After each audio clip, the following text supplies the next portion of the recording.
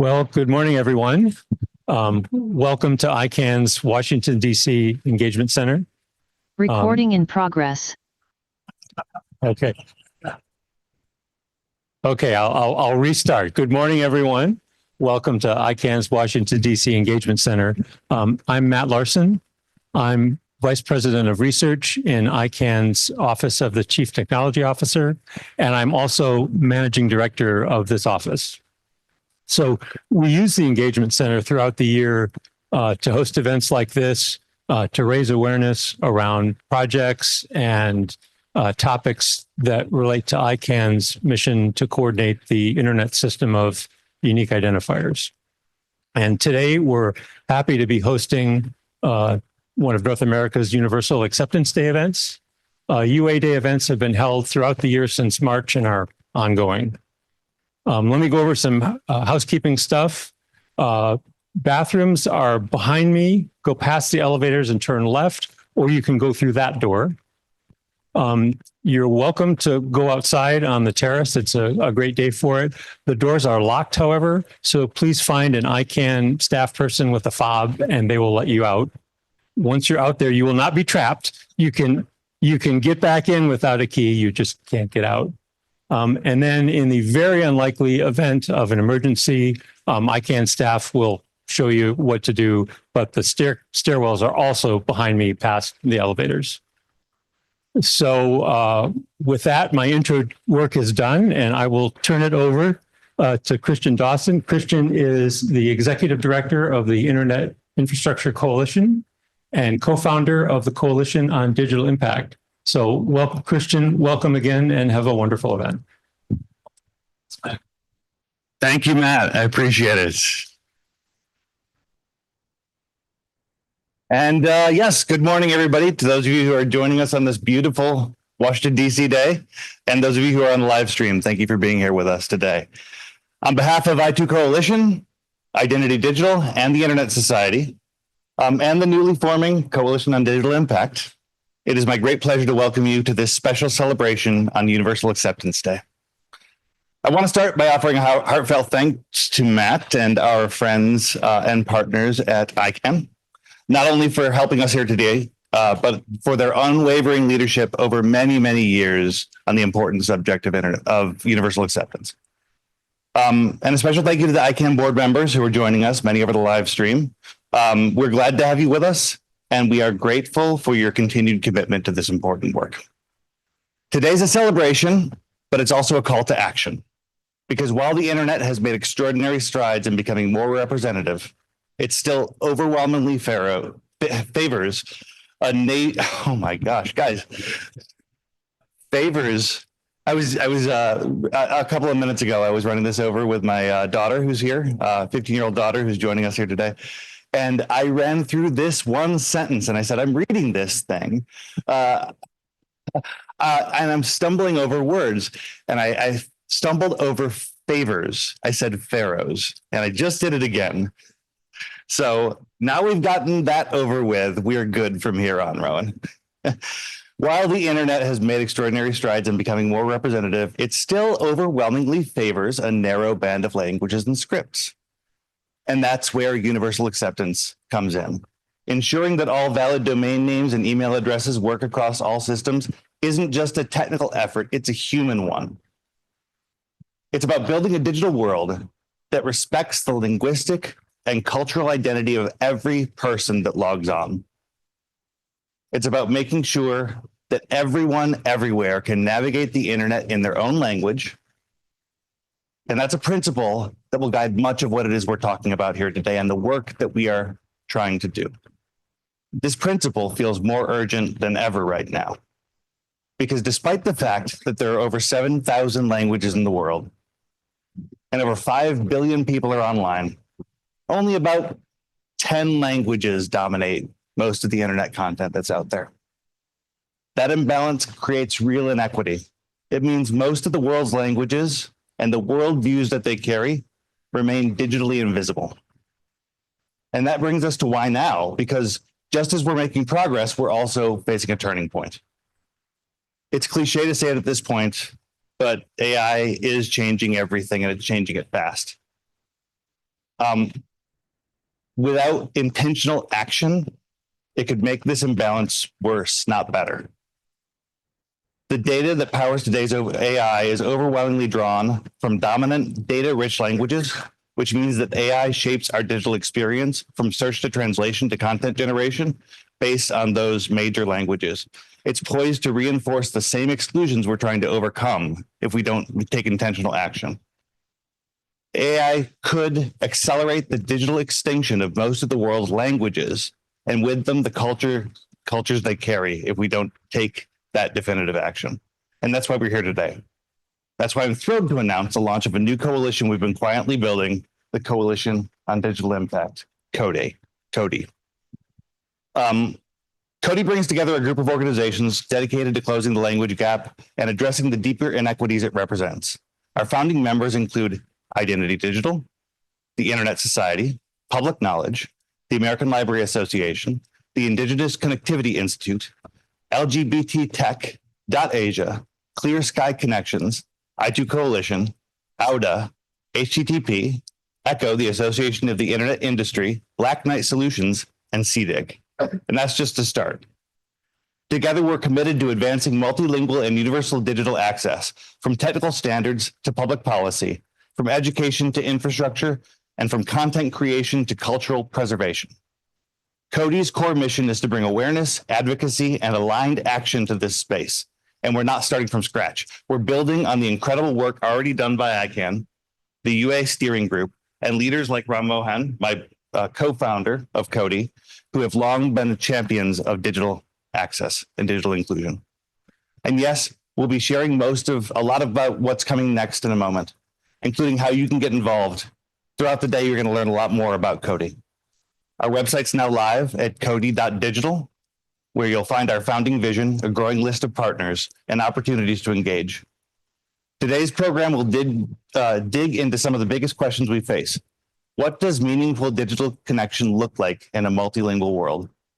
How will we ensure that AI becomes a tool for opportunity and not erasure?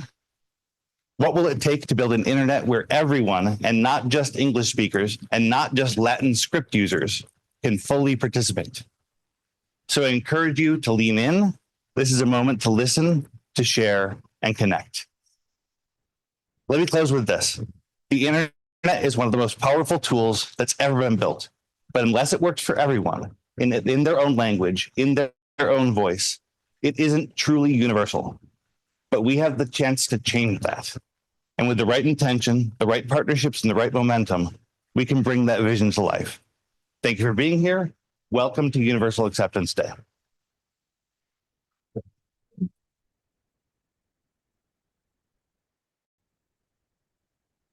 Welcome, my friend and colleague, co-founder of CODI, up here to take us through the first session. You're going to be joined by Rebecca MacKinnon. Rebecca, thank you so much for being here with us today. And I'm looking forward to the conversation that you're going to have. Thank you so much.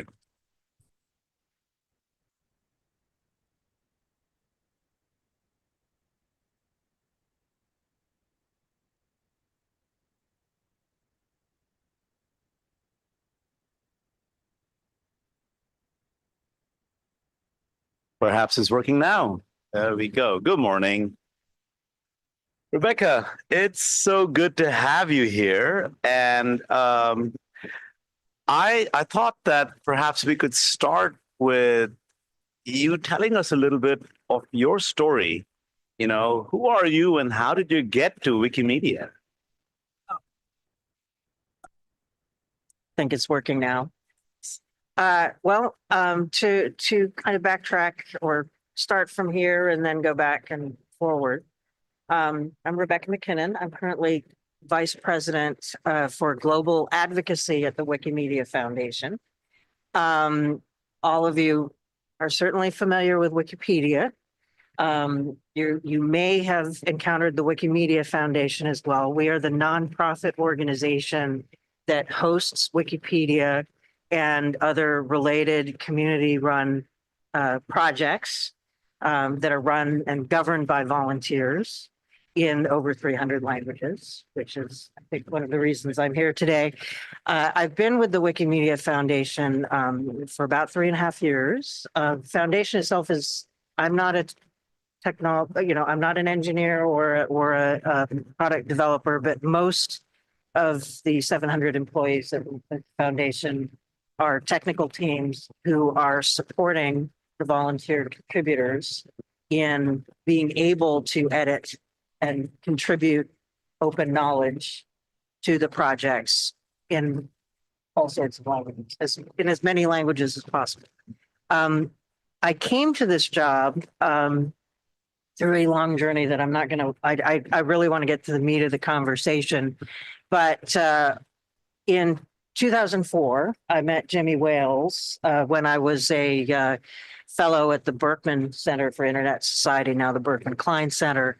And we were so inspired by what he had done with Wikipedia, which was still in its early days and its bottom-up community-governed nature, that a colleague, Ethan Zuckerman, and I co-founded something called Global Voices, a citizen media organization that still exists today. And its most vibrant, the most vibrant part of Global Voices at the moment is its language community, and a program called Rising Voices, run by a man from Bolivia named Eddie Avila, who are dedicated to supporting the revival of indigenous and threatened languages around the world. And so there's a really natural synergy. And I came originally from a journalism background. I spent a lot of time in China.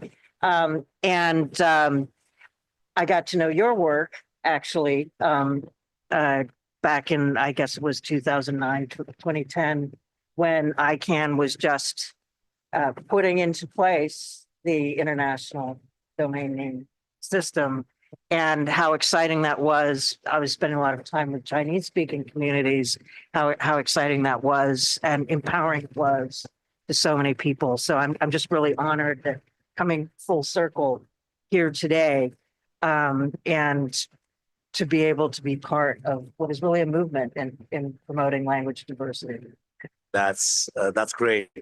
So when you and I were chatting, Rebecca, you were telling me about some projects that you've been involved in where Wikimedia is working on improving content in underrepresented languages. Do you have any stories to share? Oh, lots of stories. So a few things. One story is just a project in Malaysia called Wikikata, which was started by a bunch of university students. The Wikimedia movement has chapters all over the world. There's, a Malaysian user group and Indonesia chapter and so on, all over.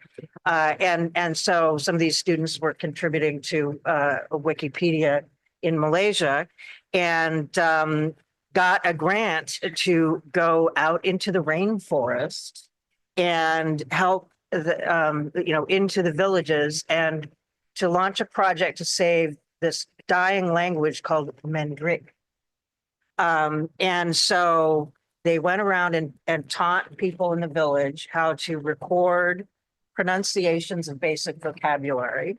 And then they would upload it, and teaching people in the village how to do this. So it's not just people have to kind of parachute in, but teaching people in the village to upload this to a sister project of Wikipedia called Wiktionary, and so that's kind of an online dictionary in all languages. So they would then basically upload enough lexicon for the language that begins to form the basis for machine translation and other things. And then they started teaching people in the village how to create stub Wikipedia articles about things in their community, in their area, things that, don't exist online about their people, their history, their culture. and in that way begin to create a foothold online, not only for their language itself that can then feed into broader corpuses, but also just information about the fact that these people exist that really only is held by people who speak that language as their mother tongue. And so that type of project is being duplicated all over the world. So you're talking about revival, not just preservation. Not just preservation, but also revival. Right. And so helping to preserve dying languages, but also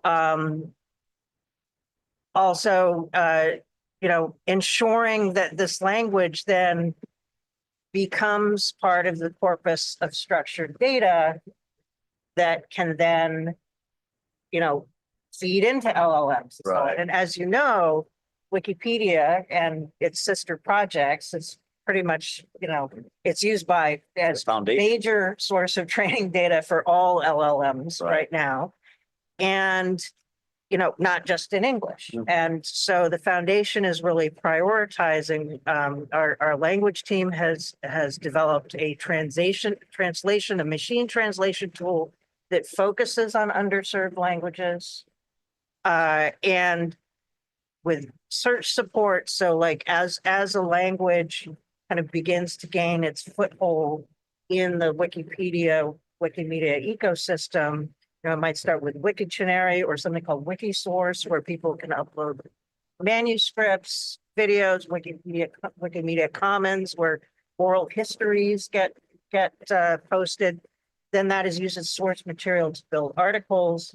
And then eventually an incubated language will become an official project over time once it gets kind of mature enough, has a mature enough editing community. And then it really enters kind of into the global internet in a new way.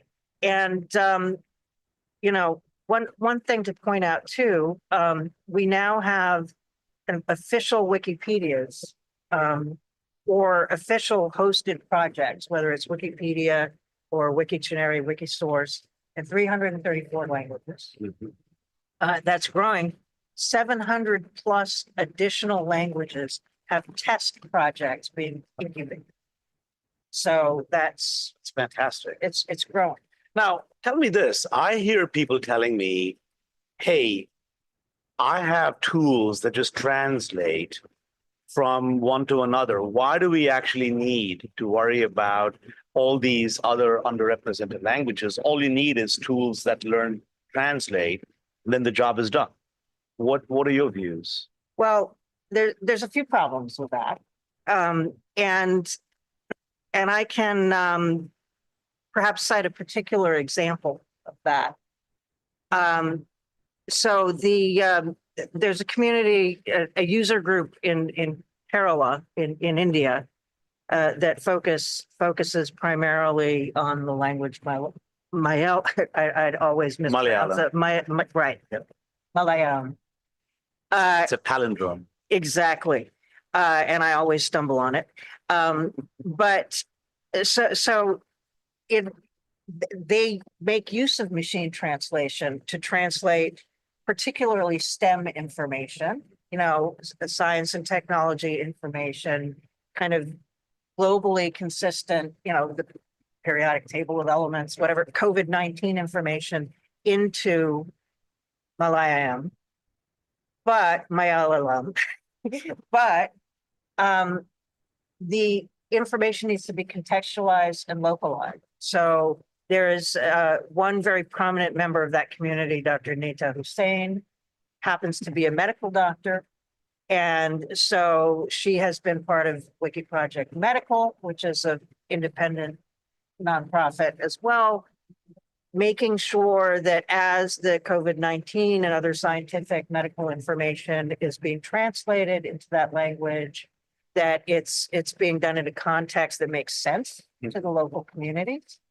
And that also there will be information related to medical developments in the community that are then written originally in Malayalam and then can be translated back.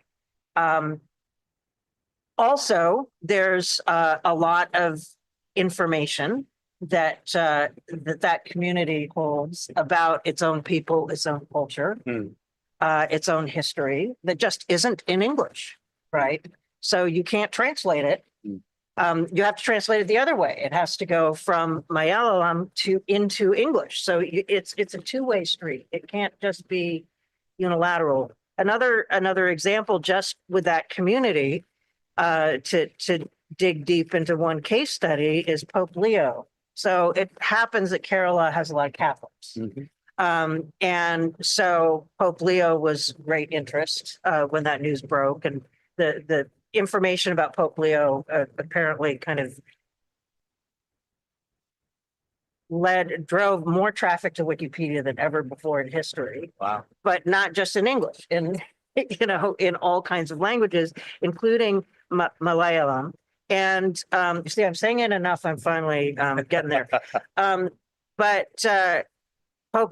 So the local community used machine translation to translate the global information that was being contributed, not just in English, but in Italian and other languages, Spanish. There was a lot of really relevant information that was coming from Spanish-speaking communities.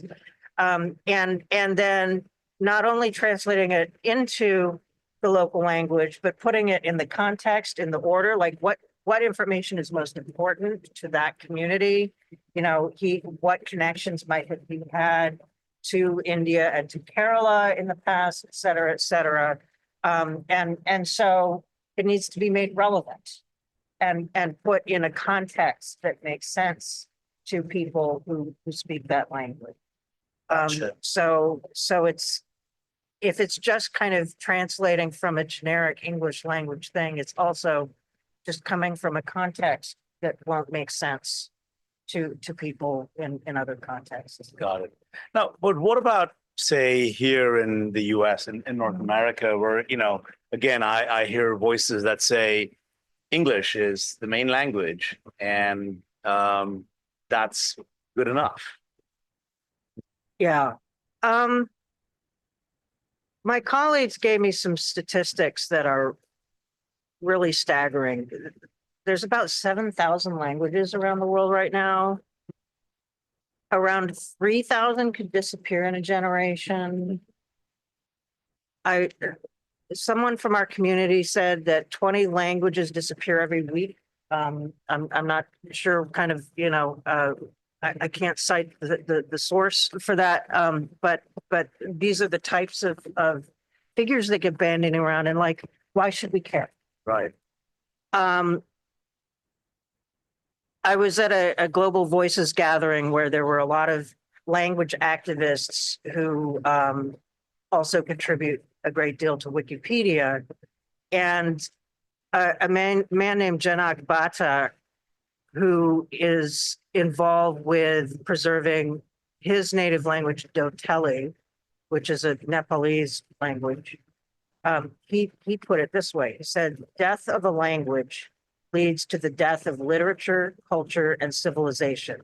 It's the death of heritage. Forgetting your mother language is like drowning and disappearing." So just think about, if you're enforcing language on the rest of the world, you are drowning and you are telling them they don't matter. What does that do? I think if we want everyone on the planet to thrive, to participate in their own economies, let alone the global economy, to have opportunities to innovate, if we believe that, young people in Nigeria deserve to be the next Mark Zuckerberg as much as anybody in California does, then this is important. If you tell most of the world they don't matter, their culture doesn't matter, where they come from doesn't matter, we are setting ourselves up for real ugliness. People don't respond well to that. I think a lot of the conflict we're seeing around the world relates to the fact that one set of people have told another set of people who you are does not They don't matter, right? And language speaks to the heart, right? It, like you said, it directly touches culture, heritage, art, all of that. What kind of, if you had, the ability to just wave a magic wand, what kind of a world would you have? Well, I'm reminded of the ICANN tagline. I forget whether it's still in use, one world, one internet. Yes. I still is. propose an edit to that. One world, one internet, all the languages. Right?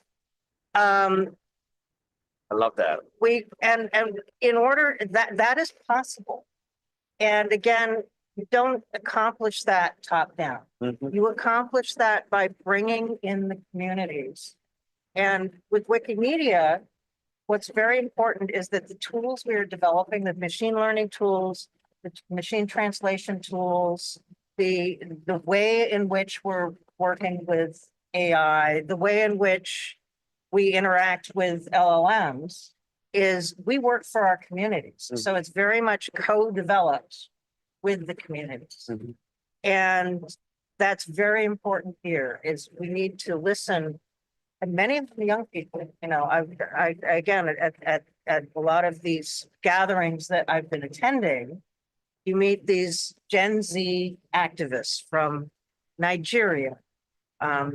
Dr. Tochi Precious might be online watching us right now from the Igbo community, or, Ghana, Nepal, all across Latin America, et cetera, et cetera.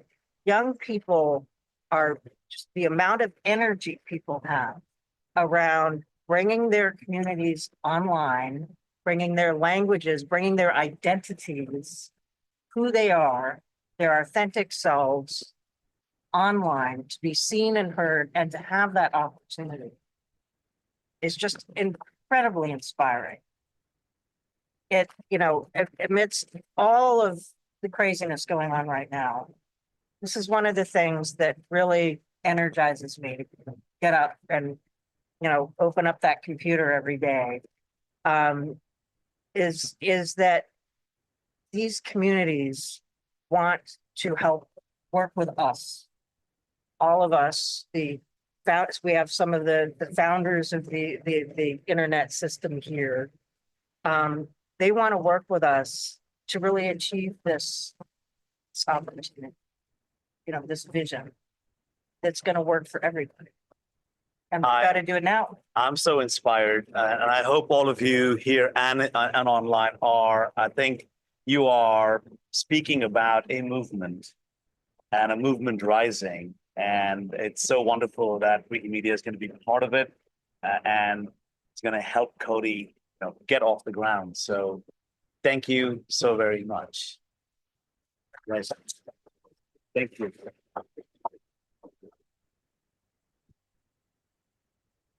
I now want to pivot to the next part. Thank you, Rebecca. To the next part of our conversation. We're going to have Steve Crocker, who is an internet pioneer who helped shape early networking protocols.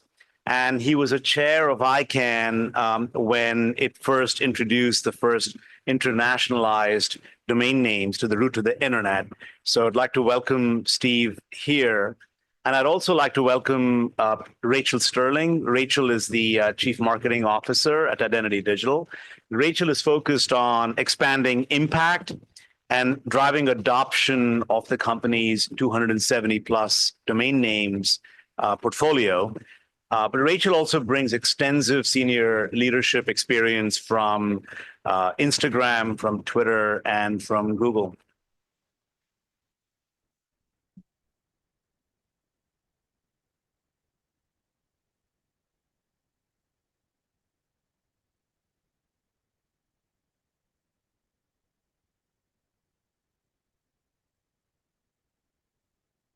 My mom is going to send you the $20 for saying nice things about me. Thanks.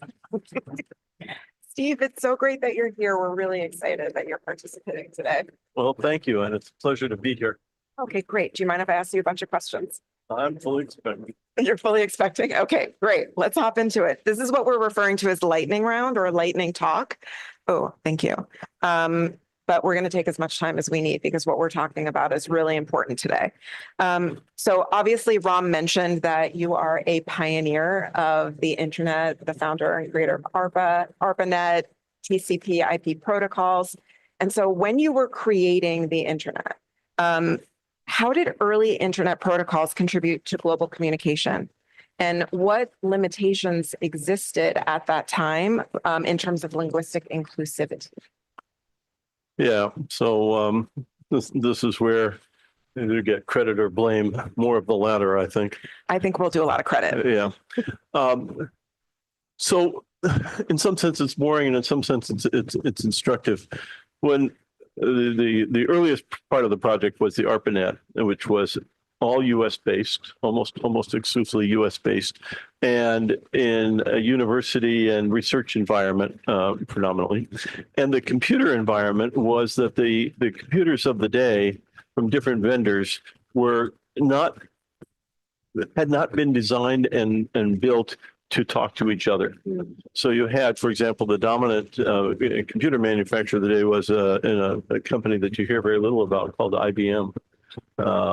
And another one so I was joking a bit. Another one that was quite important in the day and has in fact disappeared with Digital Equipment Corporation. But there were multiple other vendors, and the internal representation of information was not identical across. So just the way you would represent a letter, never mind a language or whatever, A, B, C, D, was coded differently inside these different computers. ASCII emerged relatively soon after we started, but in the beginning, we didn't even have a common way to represent letters and numbers, if you will. So all of these systems were communicating in isolation. There was no thought about how they would communicate with each other. That's the way they were designed. And so when we started to put the ARPANET together, which was to connect up these computers in different environments, we had to figure out what we could do that was common and what we couldn't do, and leave a lot of room. And so the approach that we took was very, very ginger in a sense, very, very delicate, in that we carved off thin layers of things that we could get to work together, and then left for later development and for multiple pathways to multiple ways to get it done, to what they would communicate at other levels. So we could move bits, ones and zeros, reliably from one place to another. And then when it came to moving letters and numbers, we had to, an effect which, and one of the reasons why it's somewhat relevant to focus on this, it had a split effect. One effect was that, like computers, would communicate very easily with each other, and we did not want to hobble them so that make them their communication across the network less efficient just because they were in this common environment. And on the other hand, when you wanted to communicate across these different kinds of systems, there had to be a way to translate from one to the other. And we actually wound up, if you look at, for those who care about the details, if you look at, say, the file transfer protocol, which was one of the very earliest protocols, there was actually a switch in the protocol that said whether or not you were communicating in the native format or whether or not you were communicating in a common translation format into ASCII and back out, for example. And that worked out pretty well in the sense that people got work done and they were able to develop applications, and it didn't put a strong focus on whether or not you had to be all one way or all the other way. And that's kind of the earliest signal that I think one could pick out about the state of affairs that we're in now. So if you're communicating across multiple languages, And if you have English to English or French to French, then everything goes smoothly, and you don't want to impede that. And on the other hand, if you're trying to communicate English to French or Chinese or something else, then you've got a more challenging situation, but a necessary one. You want to be able to deal with all that. So there's this sort of a picture from the earliest days that I think lays a repeated pattern for today. Long answer to your question. No, and if I may, I've made my entire career on the internet. I've spent the last 18 years working in tech, and I am so overwhelmed getting a chance to hear from you, because your innovation to create something that did not exist is what has powered so much commerce and has powered so much opportunity for everybody in this room, everybody beyond this room. And it's truly humbling to hear you speak about it. So thank you so much for that answer. Okay, let's get back to our question. So I don't just geek out too much. In what ways has modern technology succeeded or failed in bridging language gaps? Yeah. Well, it's done a little bit, or maybe a lot even, of both. First of all, there's been extraordinary progress in understanding in computers engaging in human languages. So you have not only the written language, but you also have oral, speaking. So we now have the ability to talk to a computer. This was science fiction back in the day. And if I might, a little personal anecdote, I was privileged to work at DARPA in the early 70s after the ARPANET was started, but when it's still very early days before the internet. And one of the projects which I inherited was the beginnings of a speech understanding project. So the technology that in those days, 1971, to pin down a date, was one word at a time. So that was the available technology to talk to a computer. And the research project, which was super ambitious then and would be trivial today, was continuous speech, but in a very limited way, a limited vocabulary, a limited task, very clean environment, male speech because it's easier than the higher pitched female voices, whole series of parameters that made it an approachable research project. And the goal was 1,000-word vocabulary, which was huge. And I remember interacting indirectly with somebody on the staff in one of the congressional committees, arguing about how could we get people to speak fast enough to keep the computers busy because the computers were so expensive. And I'm serious. And I had to explain, that this was not real time. We weren't trying to do it in real time. And he said, no, you don't understand. These things are really expensive. A Cray computer is $500 an hour. And but this was indirect communication. I'm sitting at my desk in not too far away in Roslyn, and he's somewhere in the bowels of Congress. And I thought maybe I'll just go over and talk to him. And then I realized, I did a little calculation of what his bandwidth was for paying attention to our research program compared to the budget that he had to deal with. And it came out to about 15 minutes a year. And I realized that in 15 minutes I could get in trouble, but I wouldn't have enough time to get out of trouble. And then I realized there was a reason why a person in my position wasn't allowed to go over and talk to him directly. It was quite illuminating at the moment. The progress that's been made since then, and now we talk to our computers and they talk back to us, and our children approach these things as if, well, of course it's a native language. Yeah, it's a native language, and and if they go up to a device and it doesn't understand them, they don't understand what's wrong with the device. I mean, just like if they might try to scroll across a TV screen and say. I mean, when I ask my children if they want to watch a movie from before 2000, they ask if it's in black and white.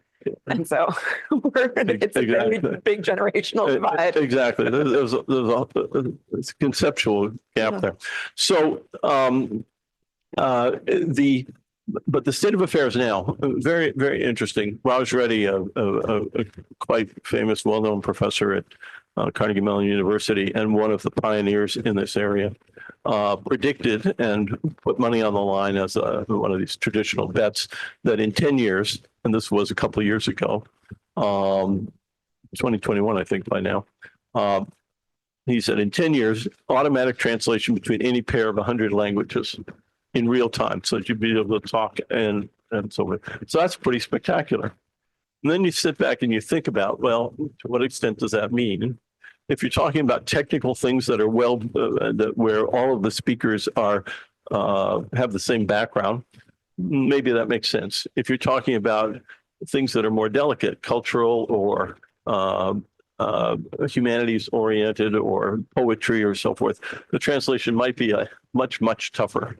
And then if you move up to things that are even more human about motivations and negotiation styles or interaction styles, you can imagine trying to take somebody from a culture that is known to be in your face all the time. You can pick out one or two that you might think of versus others that where politeness and reticence are highly prized, and then trying to just merge these together in automatic translation.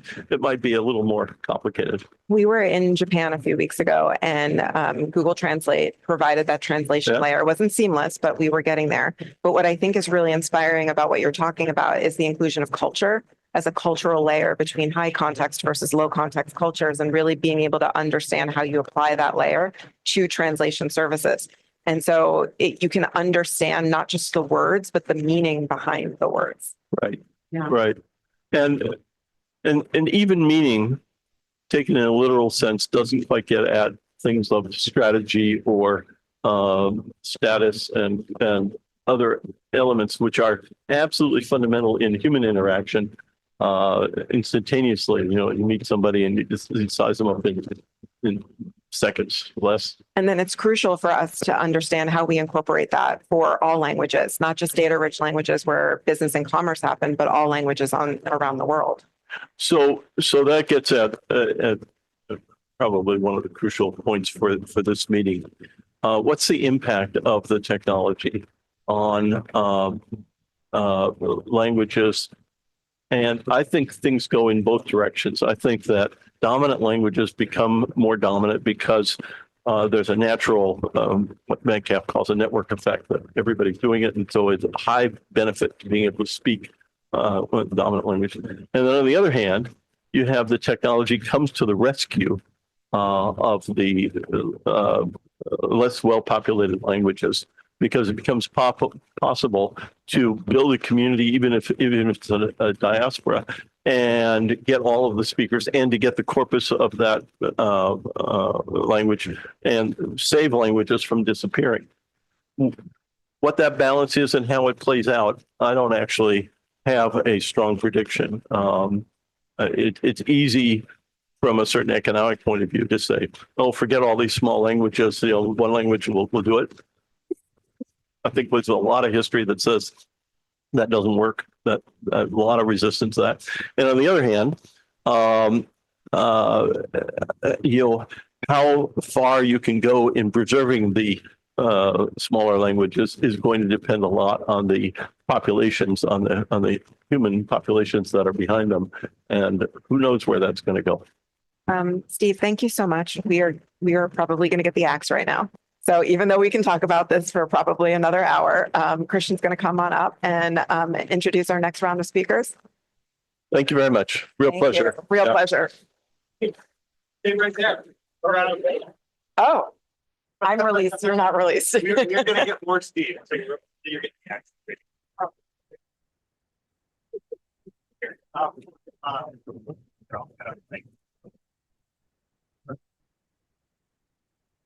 Let's see if we can pull up our speakers. So,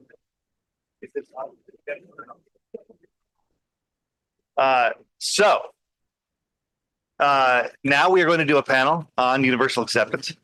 Steve, thank you for continuing to join us and doing a little bit of a deep dive on universal acceptance and where we are with it today. I would like to add a couple of others for our panel. First, George Sadowsky. George, one of the many accomplishments that that George has in his history of working on the internet is to bring I think more than 50 developing countries online. Just incredible work in digital development. And so having his perspective on universal acceptance is going to be phenomenal. And also to add the panel, I've got our only remote speaker, I think, who's going to be joining us like magic. I see. Okay. Fantastic. In a moment, we will be joined by Jennifer Chung from DotAsia, and getting the perspective of somebody working on this issue from the Asian communities is going to be also very vital for the conversation we want to have today. And by the way, while we're working on getting Jen online, after this panel, we'll take a short break so everybody get a little coffee. So you have that to look forward to in just a moment. Jennifer, thanks for being a big face on the screen behind me. Hi, everyone. Sorry to be a gigantic, enormous head, and happy to join remotely and currently on the other side of the world in Hong Kong. Everybody hear Jen? Okay. Okay, fantastic. So this is UA Day, and one of the things we want to do in this panel is do a check-in on universal acceptance, why we're still focused on it in 2025, what is left to be done. But I want to start, for those people that may not be familiar with the term or why it's important, by seeing if people can just give a little bit of a basic understanding of what we mean when we say universal acceptance.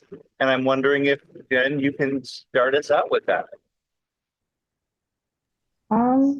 Sure. I'm gonna be the first one to talk about this, and hopefully you have heard this before. I'm really kind of cribbing from the material that I guess the Universal Acceptance Steering Group has. I hope you already know that as well. So universal acceptance really is the state, or achieving universal acceptance is when we treat all valid domain names and email addresses, including the internationalized domain names, which we shorten as IDNs, and also long top-level domains consistently. And that includes being able to accept them, being able to validate them, store them, process, and display all of them as well. So that's in a nutshell is what universal acceptance is. And I can speak more about this, but I'm going to hand it right back to you.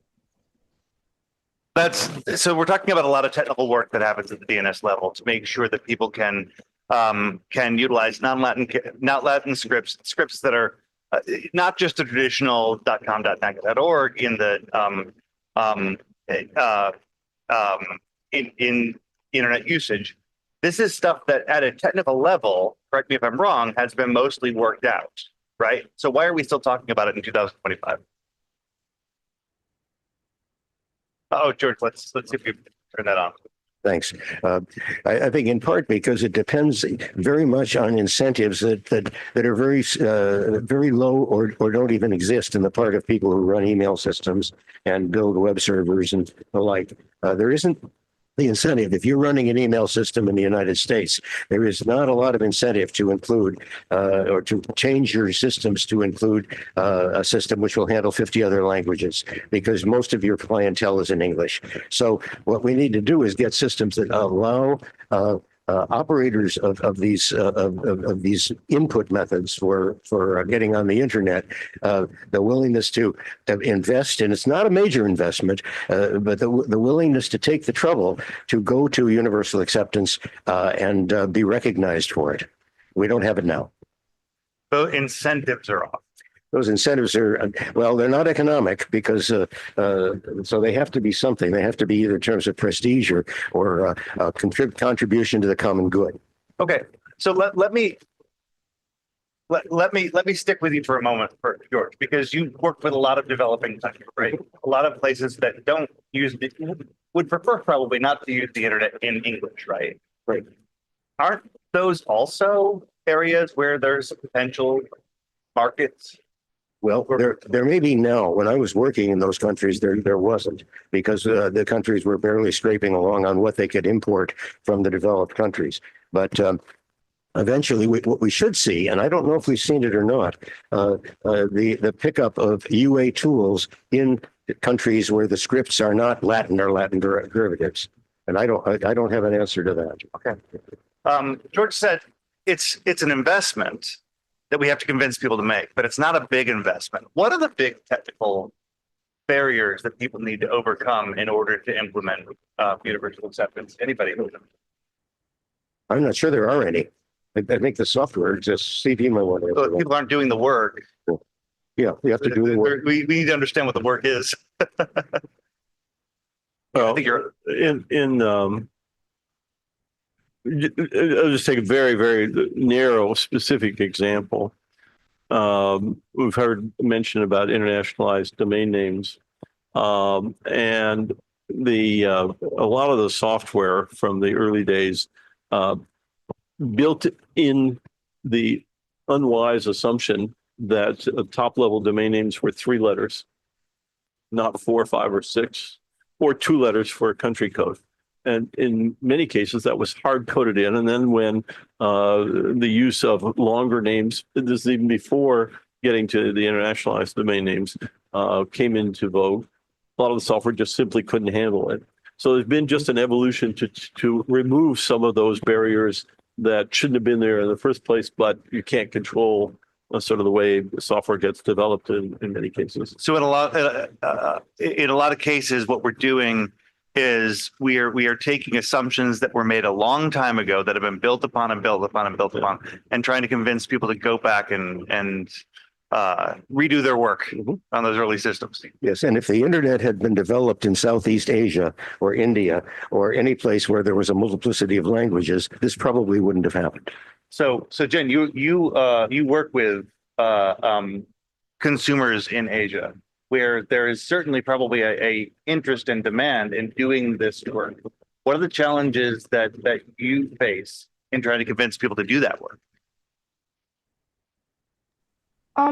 Well, first of all, I think a lot of those users, especially in APAC, we're not native English speakers. So many of us may speak English as a second language, but given, I guess, from what George and also Steve mentioned about the history of how the internet was developed, it really means that the content as well as the navigation of all of this is in English, mostly in English. I think I looked up the stats a little earlier. It's like over 50% of the content is in English, but for APAC, that's not the case. Actually, I think native and non-English speakers only take up at about I think it was 81% of the world population don't speak any English. So it's actually really hard to actually fathom how different the internet could be, as I think that was a supposition if it was actually invented in Southeast Asia, just another parallel world.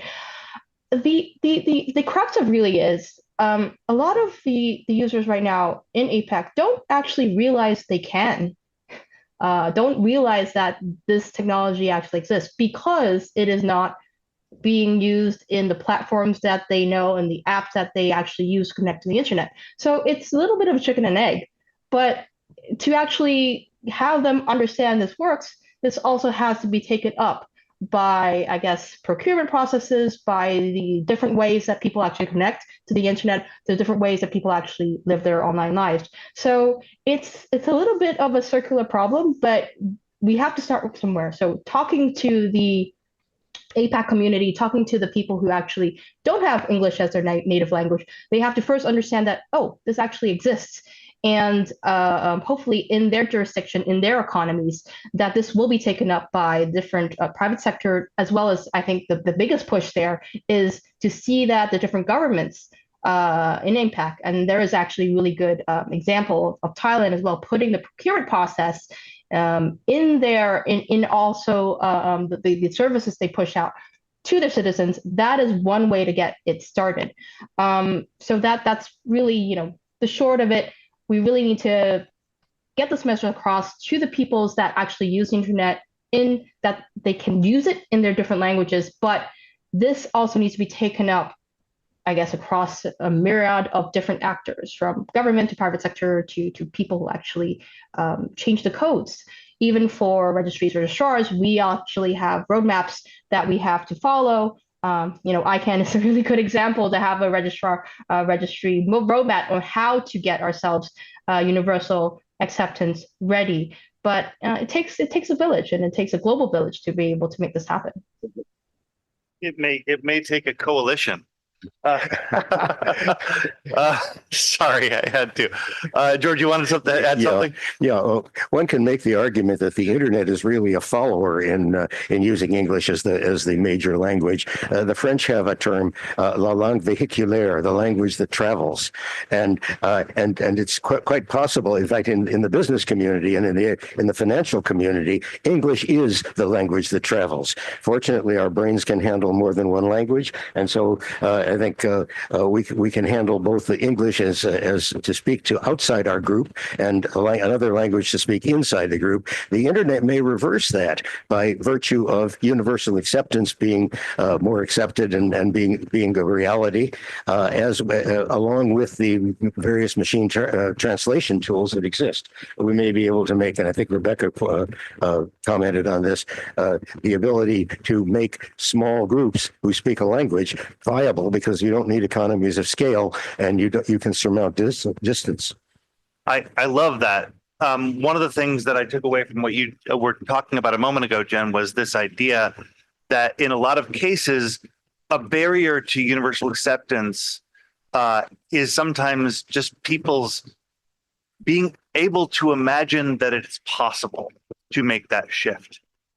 And so building that awareness can help us avoid the outcome that, Rebecca, we were talking about before, where we have the possibility of languages dying all the time, right? And so much cultural erasure happening as a result. How can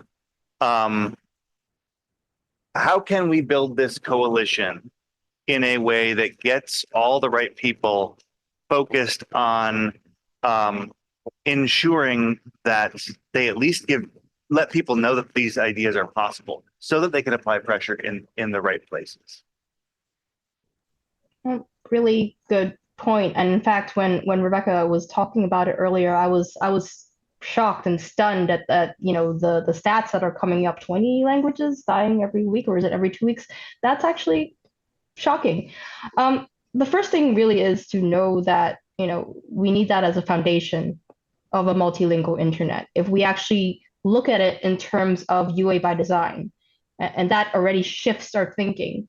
And then the second thing is to step away. And of course, English is the language right now that travels, as George has said, it does travel. But stepping away from English first and moving towards more of a language justice movement. And this is the way that we get the shift in thinking, both in terms of, I'm going to use DotAsia as an example, how we as a technical operator would look at it, and how others, especially government, there's the right pressure that you can apply to look at it in terms of UA first, look at it in terms of, we're going to require this as a first step. We're going to ask in the procurement process, hey, are you UA ready? And the next step would be, okay, we're going to look at those contractors that are UA ready or have a UA readiness plan. And then finally, okay, we're only going to look at those that are actually do have achieved universal acceptance.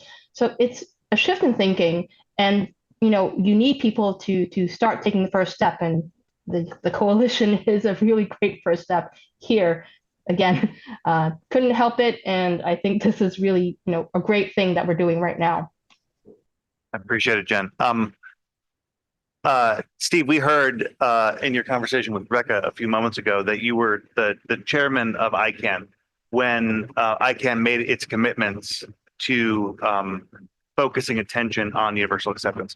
What is the proper role of the internet governance, the iStars, not just ICANN, but when it comes to universal acceptance?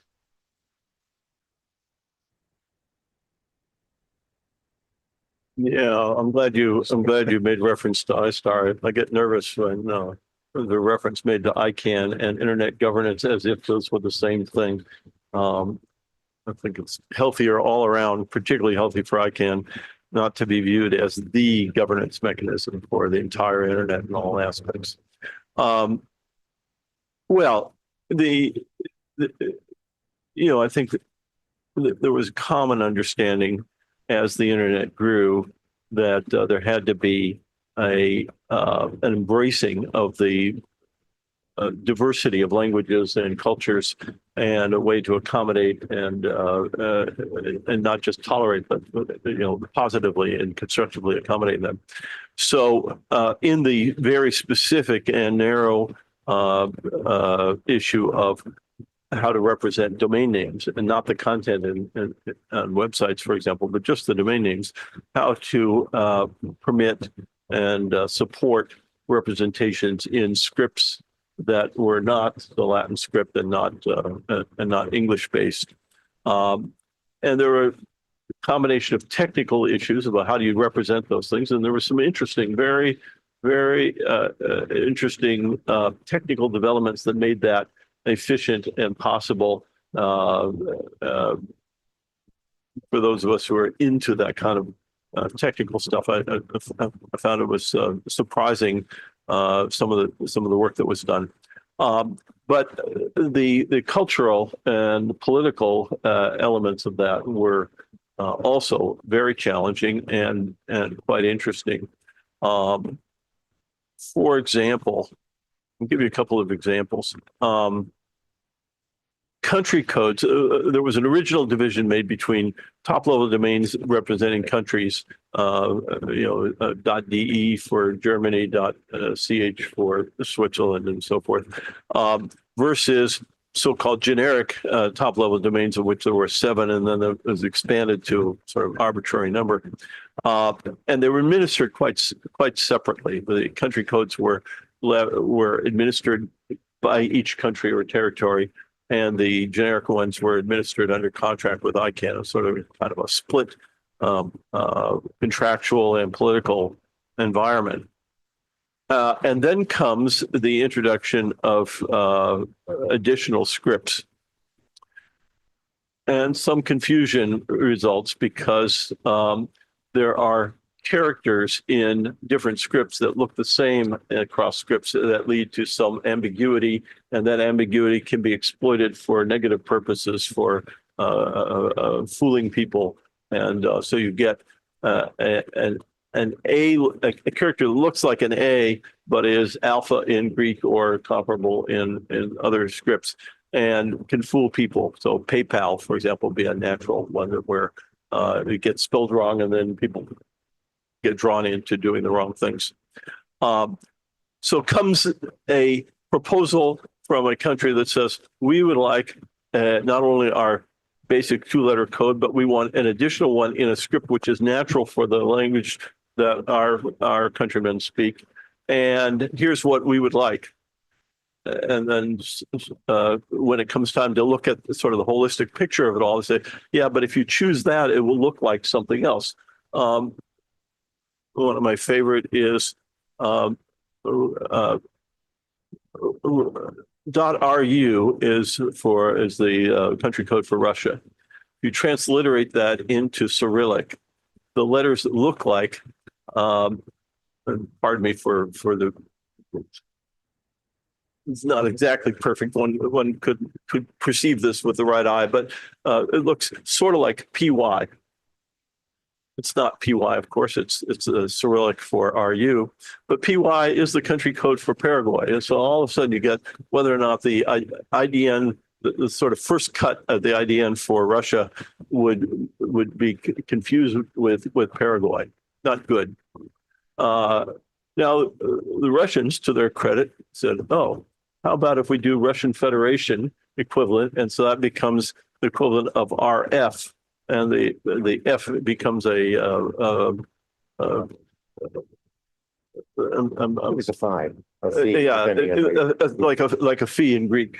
Thank you. And that is not confusable with any of the existing, Latin characters. So that's good news. But it didn't hold across all of the others that put in proposals, and there were long delays while this got sorted out. Some of them some of the interactions got to be quite heated and raised to political levels when you don't have a clean technical solution. And now we're in a very, very tiny, limited thing. And, try to expand this to all of the other things that go into how do you have communication across these different things. Things get kind of complicated. So those are kind of things that take up a lot of time. But once the course was set that we were in fact going to have support for other scripts and that we were going to support that, then one way or another, these things started to be sorted out. And that's the path that was taken. It does sound tremendously complicated. We're very thankful for that work that you've done to set that has been done to set us down this path that we then need to carry forward. We're carrying it forward into a generation with lots of new emerging technologies, some of which are going to make it even more complicated. What do you all think? We talked a lot about what AI is going to do when it comes to universal acceptance. We had some hopefulness, but also some fears expressed before. What do you guys think? I don't share your very optimistic view of AI, assuming if it's very optimistic. I think where it has paid off is to the extent it has resulted in massive abilities to translate one language to another, many, many pairs, thousands of pairs of languages. That's a major advance. And if we can be satisfied with translation that I would say is good enough for most purposes, then I think we've got it today. In major ways. So AI has delivered there, and it also depends what you mean by AI. Most people, I think if you approach them on the street and said, what is AI? They would say, or they would think large language models. AI is a lot more than large language models. Great point. Let me offer a related, but slightly different point of view. I think we're in, just even focusing on large language models, we're in an early stage, not the actual beginning. That's maybe past us, but we now have a widespread use of large language models. But nonetheless, there's a lot of evolution to go, and we have become very aware of the kind of errors that get made from everything from making up specious references in what are supposed to be formal papers to just omissions and other kinds of errors. And I think what's going to be interesting to watch is how are these large language models and the use of them going to evolve as the errors are discovered and people either accommodate to them or they apply pressure for higher standards as to what the accuracy is, and whether or not you can actually use competing large language models to challenge the correctness of what each of them are saying, for example. So you can have them, there may be some self-correction. And I think it's too early to know whether or not it's going to converge toward more accuracy or whether it's just going to diverge and we're going to have a mess on our hands. And I can't, I wouldn't want to bet money either way. But I think that's where the front is, if you will, in the emergence of all of this. To narrow my question on AI before I throw to you, Jen, to see if you have any thoughts on where we are with it there. When it comes to how people are interacting, we are generally talking about large language models when we're specifically in this case. There are these situations where it is going to be easier for people to just go ahead and use one of the major languages. And so are we in a situation where some people could make the case that UA work is less relevant now because it's easier for people who have no connection to one of the data-rich languages to go ahead and find a way that they can get by it? Oops, still muted. Thanks for narrowing the question, Christian. I appreciate that very much. In fact, I mean, you've set me up really perfectly for the point I wanted to make. It's that without UA readiness, I guess the different languages, the multilingual nature of the realities that we live in, we're going to still remain second-class citizens on the internet. If you have to do one more step to actually do that translation, use that AI model to do that one extra step, it's still that's still one step. So it is, again, as I've said, a shift in thinking. Of course, I don't have a crystal ball to see all the way down the line how this actually will look like. But knowing what we're trying to push for right now, I think it's still the correct way to say universal acceptance is very important. It is not relevant as long as we do have still the internet that we know, the domain name system that we know, the email systems that we know. Thanks, Maria, for also mentioning that. It is still as relevant as it is right now and today. I think if you were advocating that because of AI and language translation, it's less important to have universal access, you're really sanctioning cultural erasure. That's a good mic drop moment right there. I like that. Okay. If we need a soundbite for today, that's a good one. Okay. That being said, and I'm convinced that this work is important, that this work needs to continue to move forward, right? As we close out our panel today, I would love to hear from each of our panelists. What is one thing that the people who are motivated to take action and push forward work in universal acceptance to try to make sure it moves forward? What's one thing that they can do when they leave here today to be an active part of this movement? Because we need to be able to we need to be able to make a difference, right? It's great to say, oh yeah, I agree with this, but like, what can we do?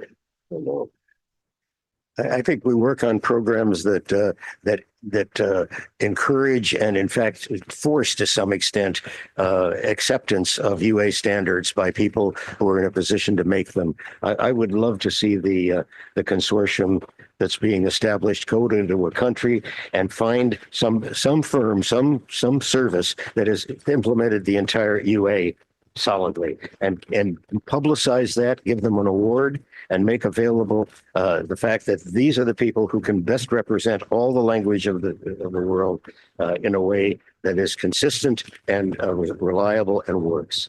In other words, praise the people who go along, implicitly shaming the people who don't.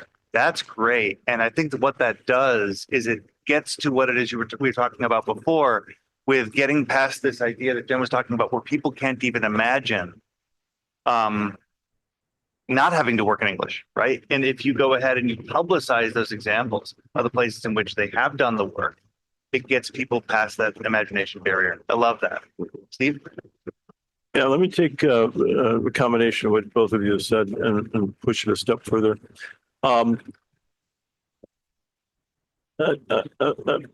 The picture emerges in my mind of a kind of a two-layer structure in which every language group has a set of people who are advocates for inclusion and all of the support necessary for that inclusion, that all of the tools are applicable and that the corpus of their language is made available and is actually used by training large language models and so forth. And so for each of the many language groups, the emergence of those kind of support organizations, and they won't all happen uniformly at once. And then at a different level, there is, I think, a natural and very important role for the global organizations that are represented here, for ISOC, particularly for ICANN and your organization, et cetera, to foster that kind of formation within every language and for communication across them, so that the issues that are emerging get identified and raised to a level of visibility. So you say, well, look, each of these groups is running into the following kind of problem. Is there a way to provide some sort of common support for that, or to research what the issues are and so forth, in a more general way? That's great. Yeah. Thank you, Steve. And Jennifer, what can people do if they want to get active, get motivated? Join the movement. Sure. I guess just what I said earlier, a shift in how you think about it for tech companies, for big tech, for governments, shift towards a UA by design for users to actually know that this is possible. And I guess internet is a mirror of our society, and it should reflect the realities of this increasingly global, increasingly multilingual world. And we really need to push this towards a language justice movement. Wonderful. I will end us out by going back to what it is you were talking about before around it takes a village. We're trying to build a little village over here with the Coalition on Digital Impact. We are eager for people to reach out, going to Cody.digital and finding out more about how it is your organization can get involved and be a part of that community would be a great next step in joining the movement that we're talking about today. I'm going to thank our panelists in just a moment before we head on to a quick coffee break. After the coffee break, we'll be back with our friend Ben Cerf here, who will join us to talk a little bit more about these important topics. But for now, I would like you to help me in thanking my panelists on universal acceptance.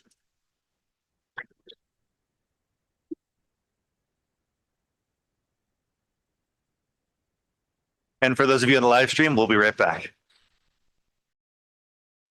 Hi, everyone. I'm John Perino, a senior policy and advocacy expert at the Internet Society. And today I am pleased to be joined by a man who needs no introduction, but I'll give him one anyhow. Vince Cerf is known as one of the fathers of the Internet. He's also known as one of the founders of the Internet Society and our first president at the Internet Society. And we're very glad to join, very excited to join this coalition because the Internet Society's mission, our cause is an internet for everyone. And to have that, we need a multilingual internet. So, Vin, I want to ask you about that. Going back a bit, thinking about an ASCII central internet, what were some of the challenges that you had to address and think about then? ASCII is still around in some forms today, and what challenges have you seen since? Well, if you'll forgive me, I would like to spend a little bit of time on a kind of a preamble.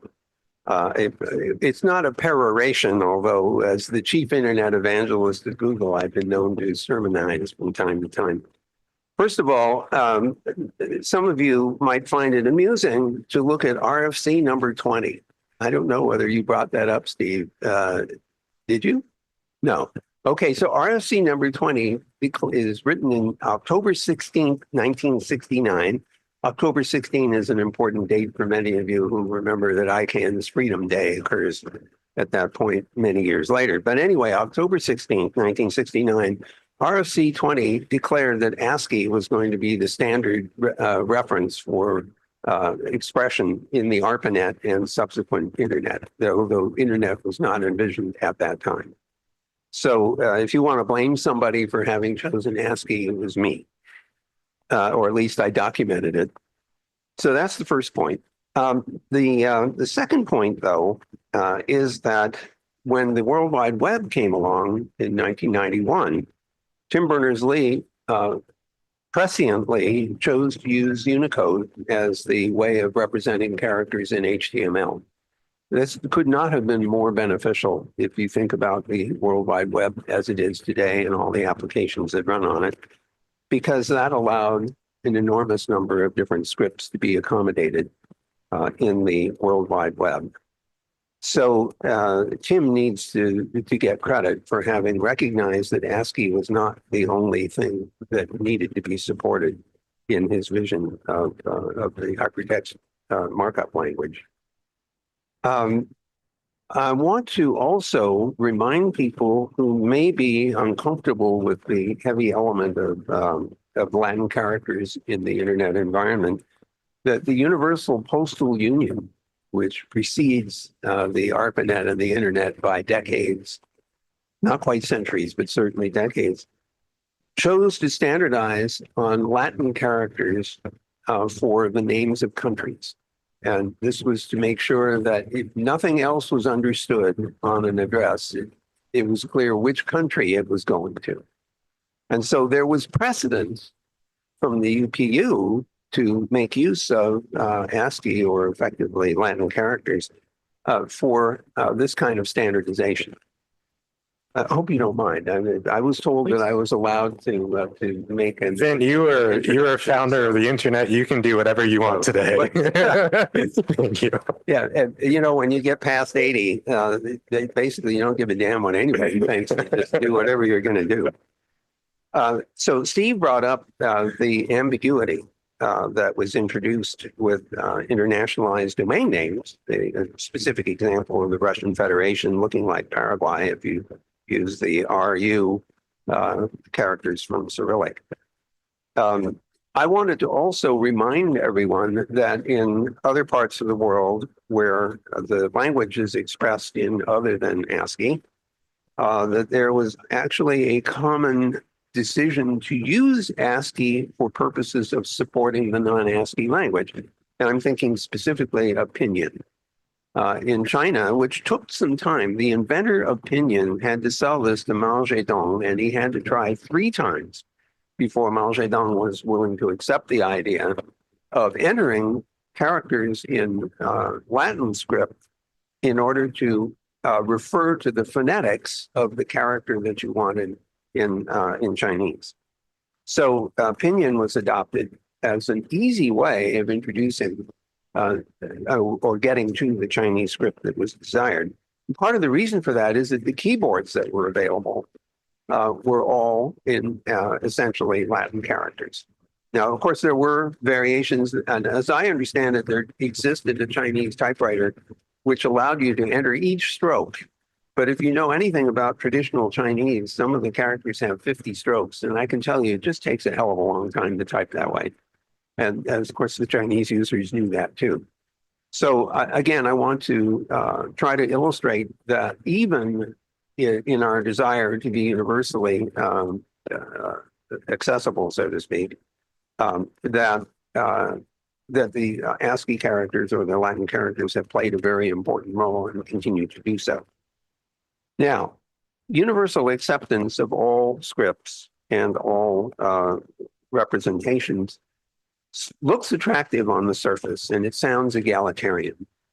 It also, however, introduces potential ambiguity. And Steve's example was one kind of ambiguity, but there are others. Let's suppose that there are multiple ways of representing the same country code. Not everyone will have facility with all representations. And there are some people who will not be able to read the non-Latin characters. And so when they are looking at a domain name or responding to an email, they may not know for sure exactly where the hell it's going because they don't know how to read that script. If you have more than one representation, then it's not always clear which one is correct. So you could conceivably mistakenly go where you didn't intend to go. And so that's a potential hazard. One possibility, of course, would be to map all of the representations into one standard representation.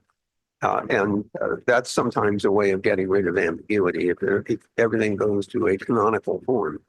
I spent 2 years of my life working on the IDNA 2008, which didn't emerge until 2010.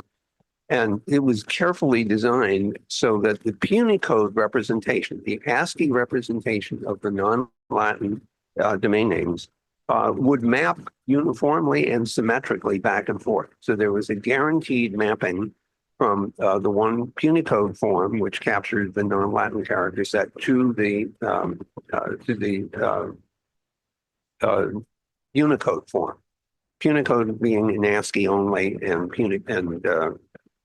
the Unicode being in the very broad character set. Unfortunately, the parties who had already adopted an IDNA in 2003 resisted the restrictions of 2008 that enforced this symmetry, which we thought was important because then you could assure that you were getting the domain name that you expected. So unfortunately, there is still ambiguity as a consequence of IDNA 2003's continued use. I want to take a moment, if you don't mind, to respond to the artificial intelligence discussions that we heard earlier with Steve and others. I am actually more positive now about large language models and their functionality than I was even a month ago. I'd had plenty of opportunity to try these things out. Google, as you know, has invested heavily in this space, our Gemini sequence being the primary example, although we have many other language models, some large and some small. But what I have found just striking is that we've used these technologies to recognize languages and to automatically transcribe them. Haven't gotten to translation yet, but transcribing them. I was frankly stunned recently. I was on YouTube watching a video of an Italian news press conference, which strikingly and oddly was in Italian. And as I was watching it, thinking, I don't speak the language, a little window popped up with the English language translation of the Italian. I didn't ask for this. I had set my settings in Chrome to say my preferred language was English, but I didn't ask for it to do translation. It did it automatically. And it was not bad to the extent that I could recognize some of the Italian words. So I sent a note to the president of YouTube, Neil Mohan, and I said, I didn't know we could do that. And he said, well, I don't know where you've been, but we've been doing it for a year. And I just said I hadn't watched any videos that were in other than English up until that point. So I have been quite stunned at the ability to do transcription and automatic language recognition and also translation. Moreover, it's reached the point now where we can do this on mobiles, entirely on the mobile itself, without actually going into the internet. And so there's, for transcription in particular, there is an application called Live Transcribe. It was designed and built by a Russian engineer, Dmitry Konevsky, who's deaf. And he needed this in order to work with his colleagues at Google. And so he developed this. It originally ran by going out to the internet and coming back again. Now it runs entirely on the mobiles, at least if you're running Android. And my wife uses it all the time. She has 2 cochlear implants, but she finds it really helpful to see the text transcriptions. So I am anticipating the day, which will not be long from now, when you'll be able to set a language on your mobile, set it down on the table, and have a conversation with someone who is speaking other than your preferred language and have it automatically translated. And of course, if you both have these things, you can both be translating at the same time. There's another example of utility here. Imagine that you have one of those foldable mobiles so that you have 2 displays that could be showing its output to 2 different people at the same time. Imagining you're a doctor talking to a patient who doesn't speak your language. You're seeing the translation. Both of you are seeing the translation. You see what you said in English, but you also see what the other person is seeing. And if it's mistranslating, you can detect that. And you can make corrections on the fly to make sure you're communicating with someone. So that's my preamble to excitement about the introduction of these non-Latin character representations, both within the World Wide Web and in the domain name system. I will say, though, that the uptake of internationalized domain names has been less vigorous than many of us expected. And I think some of the reasons for that are, as I tried to describe earlier, like the Pinyin preference. So no, I leave it to you to guide me through the rest of my talk. No, thank you, Vint. As a history buff, and when we think about ASCII, I mean, we're looking back to the telegraph, right? And in some ways, so I think that was actually a pretty short introduction of where we are from then to today. But something that still exists today is the digital divide. And when we think about the digital divide, oftentimes we think about the infrastructure. We think about the affordability, the reliability of an internet connection. But there's this other part of this, right, which is language. So then what is the role and importance of language in closing this digital divide? Well, I think we've touched on some of it. I'm language disabled. I speak English. I have some German and little phrases in Russian. Здравствуйте, как вы поживаете? And just enough French to order the wine and find the men's room. So I am language disabled, and I think that having technologies that can help us overcome that barrier, that deficiency, is very important. And I think we are much farther along now than we ever were before in closing that particular digital divide. The one that I worry more about, to be quite honest with you, is a kind of understanding of how to use these technologies. The kinds of hazards that we face when we get online are significant and growing, whether that's hacking or phishing or misinformation and disinformation. There's malware. There's a long list of potential hazards online. And some of those hazards can be exacerbated by not being able to validate what we're seeing, particularly if you don't speak the language of the message coming in. You might ignore it. And it might be a good thing because it was a phishing message and you didn't understand it, so you just threw it away. On the other hand, it might have been a very important announcement that you should pay attention to. So our ability to translate correctly is important. So I see a digital divide in many dimensions. They are economic. They are, I would say, knowledge of how to operate in an online environment. Some of you may have heard me argue for an internet driver's license. I don't really think you have to be issued a license to use the internet, but think about what we insist on teenagers learning before they get a license to drive a car. We tell them you should make the assumption that every other driver is crazy except you, and you should learn how to drive defensively. You need to demonstrate by passing a test that you know what the rules of the road are. You need to demonstrate that you know how to manage the car, park it in parallel, and do all these other things. And so in a way, I think we should be teaching people similar kinds of things about the internet and its hazards and its intended use. And people should be able to demonstrate their understanding of that. I'm not arguing that we have to get a license to use the internet, but we should do the same kind of training. And that, I think, would help close some aspects of the digital divide. We still have a lot of work to do on the economic side, making things affordable. And in an earlier discussion this morning with the Marconi Society people, we were looking at internet resilience in all of its dimensions. And keeping this thing reliably running is another important divide because it doesn't run reliably everywhere where it should. It's not affordable everywhere where it should be. There are many, many other dimensions of that divide that need to be worked on. So the job is still open for us to close many different kinds of divides that show up in our internet environment. Geez, that was such a long answer to a simple question. Thank you, Vin. Now, in the year 2025, I do have to ask you about artificial intelligence, or I believe I'd be booted out of an event. So tell me a little about AI, machine learning.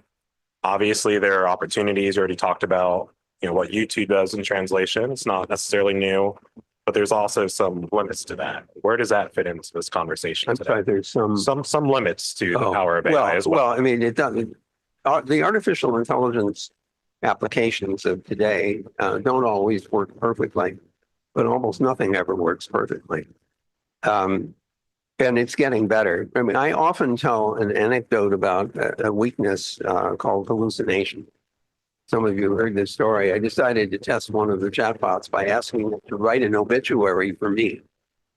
Some people think that's kind of sad, but I figured that the system would have seen the format of an obituary because people die every day and their obituaries appear on the internet. And if you're trained on the content of the World Wide Web, you see an obituary and you know what the format is. And I figured there's at least some stuff on Wikipedia about me. So asking it to write an obituary seemed like a reasonable thing. And indeed, it started out the way you'd expect. It says, "We're sorry to report Dr. Cerf passed away." And then it gave a date, which was much too soon. I didn't like that at all. And then it got to my career and it conflated things I did with things other people did. I got credit for stuff I didn't do. Other people got credit for stuff I did. And then they got to the family members part and it made up family members that, as far as I know, I don't have. So I remember scratching my head thinking, how the hell did that happen? I mean, if this thing had been trained on factual information, how did it produce counterfactual output? Now, I'm not an expert in the implementation of AI, but I imagined in my little cartoon way that one reason for this kind of failure is that when the system is ingesting content, it may not have enough context to understand that this paragraph, I mean, for example, Steve's bio and mine could easily show up on the same page. We've both been previous chairmen of ICANN. We've both been involved in ISOC. We've worked on the internet together. But Steve's bio and my bio could be adjacent to each other on a web page. And while this thing is ingesting World Wide Web content, it can be plucking words from his bio and words from my bio and then generating what's the probability that this word would follow that word within a certain number of other words, which is in a cartoony way how some of the AI systems generate output. Here's a string, what's the next most likely word to put out in that string? So I could see how the lack of context of these two paragraphs could cause it to conflate our bios and produce hallucinated output. I will say, though, that as I continue doing these tests, that the systems are increasingly able to avoid those problems. Some of it comes from pre-training. Some of it comes from having a much larger context window in which to generate the output. And so in my experiments with the most recent of Google's large language models, I haven't been able to induce the same kind of hallucination that I was able to do a year ago. So I'm becoming increasingly persuaded that these are going to be powerful enabling tools for people to use online resources. Our CEO, Sundar, estimated that about 30% of all the code that's being generated by Google is being generated by AI means. Of course, my first reaction was I sure as hell hope that there was a human being that looked at that software before it was introduced into operation. And indeed, there is a whole process for doing that. But nonetheless, I think that we are just beginning to see an era where AI tools of various kinds with various specialties will be enabling. They will make people more productive. Just to give you one example that I read about recently, there was that we have this Google DeepMind team. They were the ones that invented AlphaGo, that played the Go game some years ago and won 4 games out of 5 against an international grandmaster. AlphaGo was succeeded by AlphaFold. AlphaFold figured out how to predict the shape of 200 million proteins that could be generated by interpreting human DNA. So we have a big catalog now of what the proteins look like. And you could use the catalog to figure out maybe how to interfere with a disease process, COVID being a good example.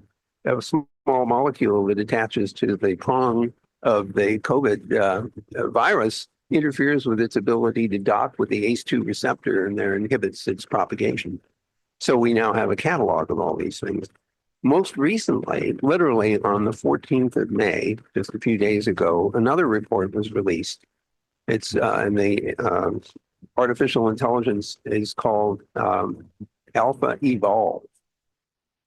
This is a really interesting piece of software because what it does is generate programs to solve problems. So it's not solving the problem, it's writing programs that can solve the problem. So it's a step away. It's like the difference between functions and mathematics and functionals. So they got this thing, they posed a problem, which was to make more efficient matrix multiplies, because that's how these large language models work. They do matrix multiplication. 56 years ago, somebody figured out that the most efficient way to do a 2x2 matrix multiply involved 49 multiplications. And that was it. For 56 years, nobody could find anything better. Alpha Evolve is set to go and find a program that will help discover whether there is a smaller number of multiplies to do the same thing. And it comes up with an answer. It gets 48 multiplies instead of 49. Now, I'm sure you're not levitating out of your seat because we got one less multiply. But you have to remember that when we're running these models, you are doing billions and billions and billions of those multiplications to exercise the model, either to train it or to do inference. One less multiply is significant in the context of scale. And this program figured it out. So I'm, now super excited about the capabilities of some of these systems to do things at scale that no human being would ever be able to do. So I'm much more enthusiastic about this stuff than I ever was before. So there. Thank you, Vint. I have one last question for you. And as you just said, there's incredible opportunity right now. I think all of us are excited about the coalition's launch today with that kind of opportunity. What hope, what vision of the future can you leave us for a multilingual internet? Well, several things. First of all, I hope that the automatic translation will be an avenue towards helping people communicate who otherwise could not. But there's another even more fun possibility. As you start interacting with some of these online systems, you can imagine them being tutors to help you learn languages. And I think the ease with which you are interacting, you're literally having a conversation. These systems are not like the classic learn a language by memorization and everything else. This is an opportunity to be immersed in a language and maybe expanding vocabulary over time. So you start with a modest vocabulary, you get comfortable with the simple expressions, and then you get more vocabulary going on. Some of you know about a famous author who's passed away now, Dr. Seuss. And you'll remember that his beginner books always started with a very limited vocabulary. Remember, Sam, I am, I do not like green eggs and ham. I do not like them, Sam, I am. And it goes on from their very limited vocabulary. And then as time goes on, Seuss added more and more words. So I am convinced that people will be able to learn languages in a kind of immersive way in private, with interacting instead of in a big class, just interacting with that language tutor. And I think that's going to make a big difference. Now, can I just say one other thing? I'm a grandfather and I have to talk about my grandchildren. I have two grandsons. They are 7 and 9, and they are trilingual. They speak Spanish at home. They speak English at school with their friends, and they speak Italian at school because they're in a school called La Scuola, and their homework is in Italian. So my grandchildren speak 3 languages fairly fluently, and I'm sitting here stumbling around. It's really amazing what immersion can do. So, end of advertisement. Everyone, Vint Cerf, thank you very much.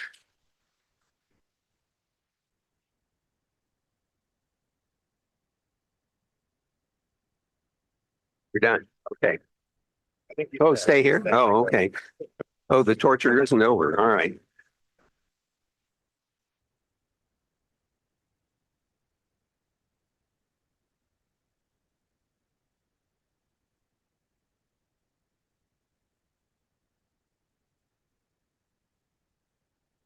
Is this the vodka that I asked for? Okay. Thank you. Hello, everyone. Super excited to follow on from that very provocative but also really interesting conversation. I'm excited to moderate this illustrious panel on AI and enhancing access to a multilingual internet. I'll begin by saying congratulations to the coalition for launching such an important initiative and bringing us all together. I've really enjoyed just thinking about language all day. And so the question we'll grapple with right now is the one that's sort of been peppered in throughout the day about whether AI systems will break or build barriers to a lingual, plural, and multicultural internet. Before we begin, my name is Alia Bhatia. I am a senior policy analyst at the Center for Democracy and Technology. We are a nonprofit, nonpartisan organization dedicated to advancing civil rights and liberties in the digital age. And we are a proud member of the coalition today as well. So I am here because I work on a lot of issues, including multilingual access to the internet. I co-authored our inaugural research paper on the topic called Lost in Translation. Not very original, but Lost in Translation, large language models in non-English content analysis applications 2 years ago with my colleague Gabriel Nicholas. Since we have published a deep dive into Maghrebi Arabic, Kiswahili, Tamil just last week, and Quechua is forthcoming as well, all thanks to the Internet Society Foundation. Those four are low resource languages, languages with few high quality data sets to train automated systems. Personally, I'm also very curious about this topic. I come from a family of translators and dubbers, including of Cartoon Network. So today we're going to be gathered to discuss, as I mentioned, how AI systems will advance multilingual access and in the sort of take a deeper dive into the sort of applications or domains through which these systems will work. I think we've already heard a few statistics. Number one, that there are over 7,000 languages spoken or written in some form, some shape or form. But only a handful are really prominent on the internet in a meaningful way. While 16% of the world speaks English, over 60% of the internet's content is in English. That number changes depending on how you sort of measure content, measure language access as well. But what little data on the internet that does exist in languages other than English often ranges in quality. So when we're thinking about Wikipedia pages in different languages, we're thinking about community grown, natively created, high quality, and often quite rigorously tested pages in non-English languages. But a lot of the available information on the internet in non-English languages are often tweets, Reddit posts that can range in quality, range in formality, range in representativeness of how people actually speak. A lot of this information is also machine translated, and we heard earlier that machine translation has often is not always representative of how people natively or the cultural connotations of language. And one big data set that's also used to train automated systems in low resource languages is often sourced from religious documents. A lot of the translations of the Bible, Jehovah's Witness documents, and other religious texts often make up the corpus of what trains these systems.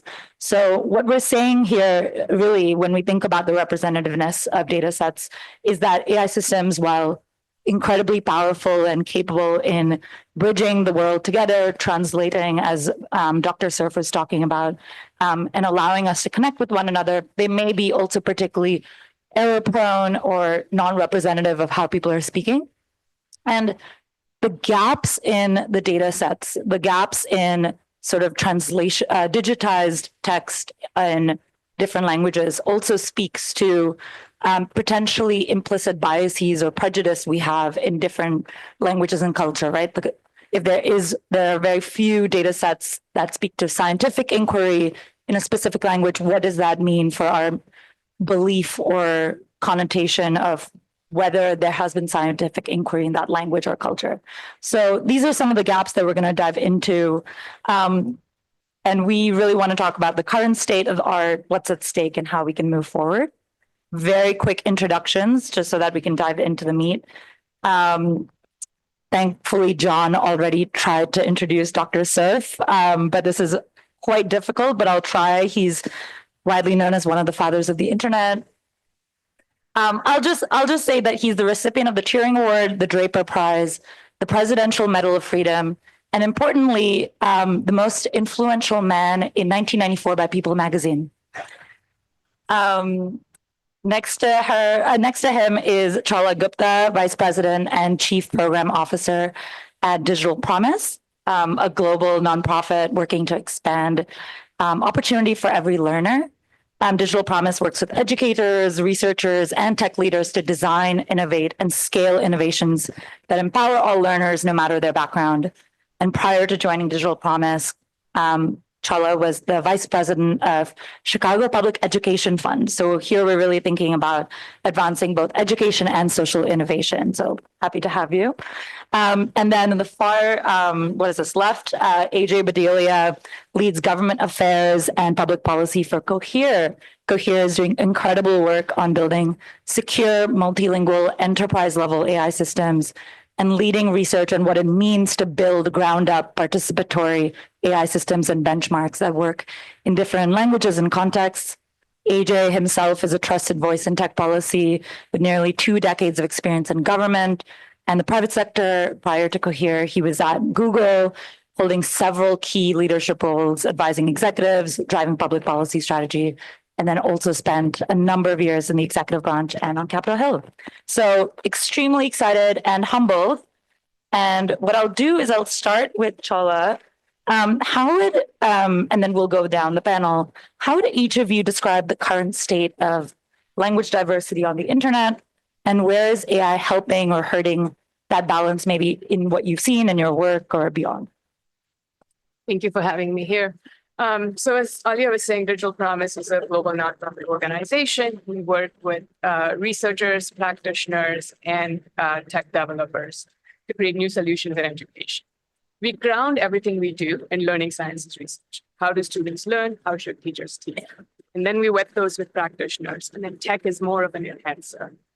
And we've been doing work in AI in education since 2017, 2018. So we wrote the executive guidance that came out from the Office of Education and Technology on teaching and learning in AI. We wrote guides by that office. So our name is somewhere in the background there, but we wrote the guides for developers, for system leaders.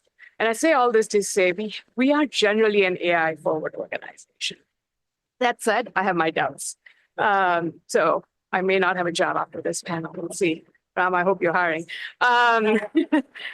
But one of the things, what we have seen with EdTech in general, is that it's not always doing what is right? So learning science research tells us that the best form of instruction is mother tongue instruction.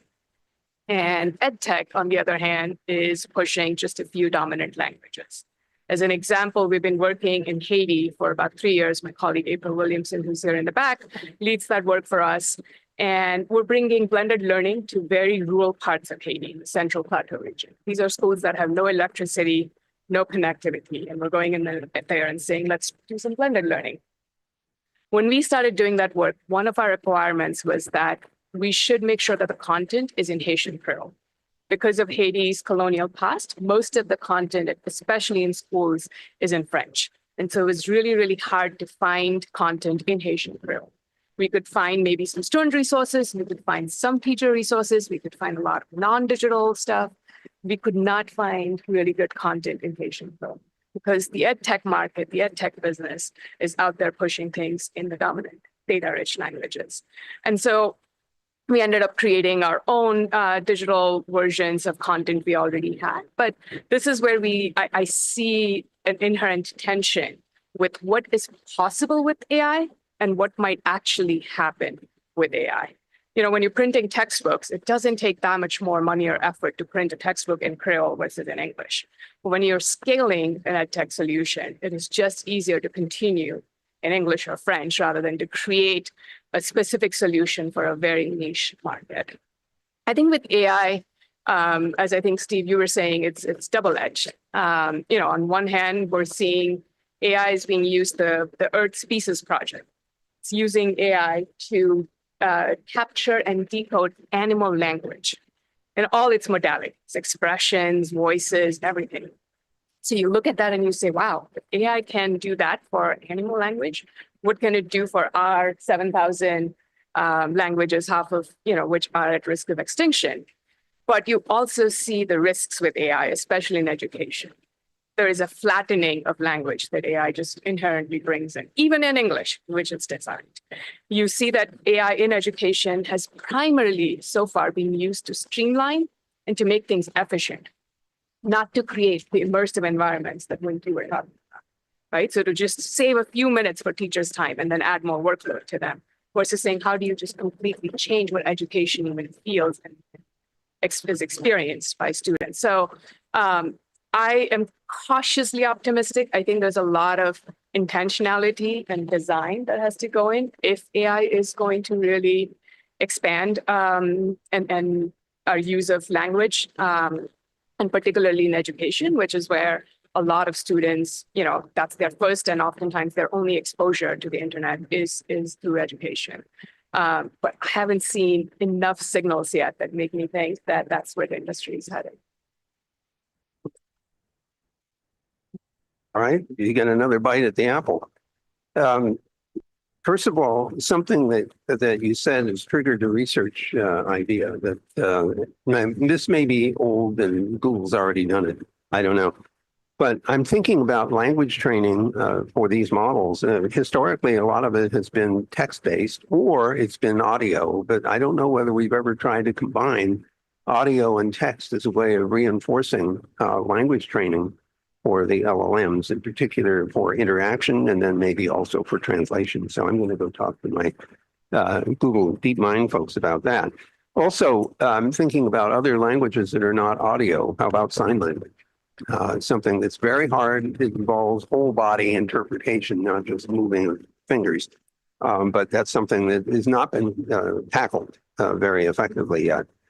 I have an anecdote to share with you about the facility of automatic translation. I'm in Germany, Heidelberg, and I get up in the morning and I want to check the weather. So, of course, I type in weather, mumble, mumble. The system knows that I'm in Germany because it knows what my IP address is and it maps it into Germany. So it goes to a German weather website.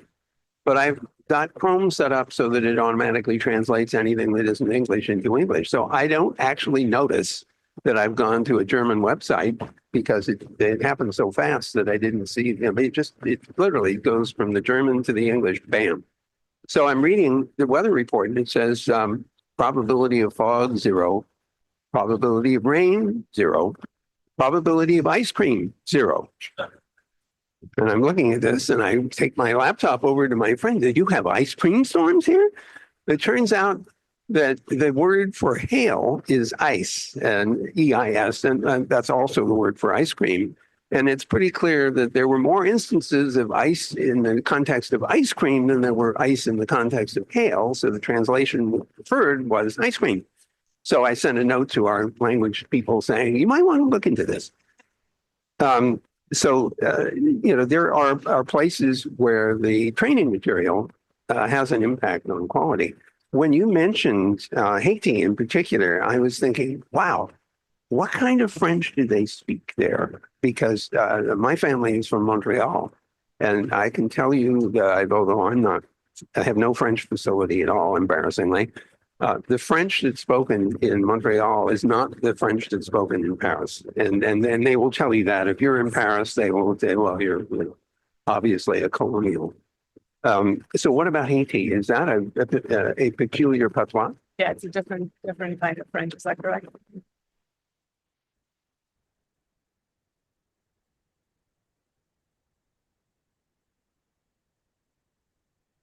Yeah, it's a little bit like what happens when you get to New Orleans and you get a very peculiar kind of patois. So thank you for that. That means that the training, if you're using AI at all, it's going to have to be very specialized if you're using it, especially for education. Now, there's something else that's very important about the audio capability of these online systems, and that's to help people who are not literate to get access to the internet. And that was an observation for a long time. Many years ago, this was understood to be a potential utility. But there's something else that I had not fully appreciated until recently, that audio interaction with the World Wide Web may help someone who is blind to get access to web-based content instead of using a screen reader. Now, if any of you have ever used a screen reader or heard a screen reader, it is trying to walk someone through a two-dimensional space in a serial way. It's very awkward. And because it takes a long time, the blind users speed up the audio. And I was having a conversation with someone, and we were racing each other to see who could get an answer on Google first. And I'm listening to this guy clicking on his keys, stepping around through that web page, and he's clipping it. You know, he knows what's coming next already. And so he's got it already going at 2.5 times normal speed, and he's only hearing the first syllable or two. And I finally just stopped listening to this thing. Well, it turns out that if you can have a conversation with someone about the web page content, about what it's supposed to be doing for you, conveying information, doing an action, that might be far more enabling than trying to figure out how to use the buttons and where to click and how to read it. So audio may turn out to be a hugely helpful mode of operation. You mentioned, oh yeah, there's this great multilingual joke. You've all heard this before. English is the lingua franca of the internet. It's a triple language pun. It's my favorite. You mentioned Earth species. I can't help but draw attention to something else called the interspecies internet. If you look at interspeciesinternet.io, you will discover that I'm the chairman of that group, and we are actively involved in working on digitizing whale song, digitizing other sources. Earth Species is a collaborator. We're all very excited about the possibilities there. So I think we are still in the early stages of exploring the capacity of these systems to engage in multilingual environments. And so I'm hoping that you'll persist in what you're doing, because every single step we take will, pushes the envelope of what we can make these systems do. So, end of pitch. So first, I just want to say I'm going to fangirl for a second, which is being on a panel with Vince. He's the reason I wanted to work at Google in the first place. Is just an incredible honor. We haven't been. So a couple things. I'm going to play the AI hype man for a second, and then I'll give you the sobering reality of what that means in a multilingual context. So I'm sure you folks have seen in the news about AI is going to become the operating system for the world, right? It's not just going to be us interacting with chatbots. It's going to be interspersed in your daily life on everything. It's going to be that platform that is the connector between you and the rest of the world in many regards, whether it's as an assistant, it's as kind of being a question answer engine, working with you. Now, that's great, right? It'll make us more productive. It'll make us better at what we do on a daily basis. But I think what's been really well described so far has been, what does that mean if the AI is only talking in English? And Alia had some great statistics about the monolingual type of the internet just generally, but another great statistic I love to use as well as the next 5 languages are another about 20-25%. So we're really talking, 6,994 languages take up another about maybe 10% of the internet altogether. And a good amount of those are low resource languages under 1%. Well under 1%. And a big part of the work that Cohere does, frankly, Ali mentioned we do privacy, we do security, but we spend a lot of time and research on multilingual AI. And the major reason for that partially is because of these challenges. And I kind of look at AI and the challenges with AI as in 3 buckets. First is on the training and data. The second is on the evaluation. And then the third is on kind of the future of AI and things that multimodal context, as Matt was talking about, and also on reasoning. And so I'll just kind of walk through those 3 very quickly, just to give you a sense of the challenge we all face. So on the training side, it's not surprising that I think that to train these large language models, you need a lot of data and information.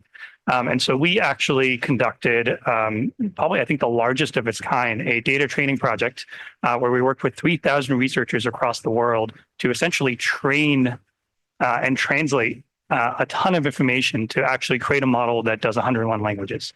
And the reason for this is because of exactly what was described earlier, which is if you are talking to a model and it doesn't represent your cultural and linguistic values, you're not going to use it, or it's just going to leave you even further behind. And so there needs to be additional work that's been done here. I mean, we did this as an open source project in this space, and we've made the model itself, the data that came along with, including the translated information, completely open source. And I think there's a lot of work that needs to be done. We can get into that later in the panel on it. On the evaluation side, how we evaluate models is also extremely important. Most of the evaluation subsets are translated from English, usually machine translated from English. So not only are we not really building these models, or we're building them poorly sometimes, we're also evaluating them in an English monolingual context as well. The third and final thing I'll just leave you with is, as we move into additional subsets of AI models, reasoning is a really good example of this. How many of you guys have used reasoning models here before? And how many of you have seen kind of what the model talks to you and reasons to you back in English? And so if you think about, if you were asking even a multilingual model how you're going to a specific question, it's still going to translate that reason itself in English and come back to you again in your language. So it's translating it twice. Think about what that means for a multilingual context in terms of both the cultural and multilingual sensitivities that come along with that as well.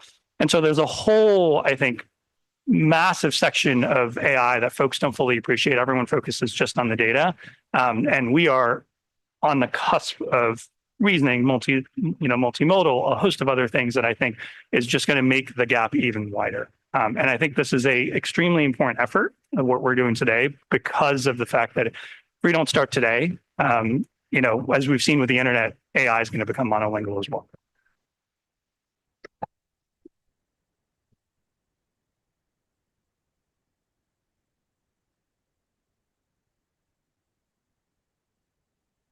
I think, yeah, we can put on like closed captioning perhaps on the screen. Is that possible? No? Oh, I see.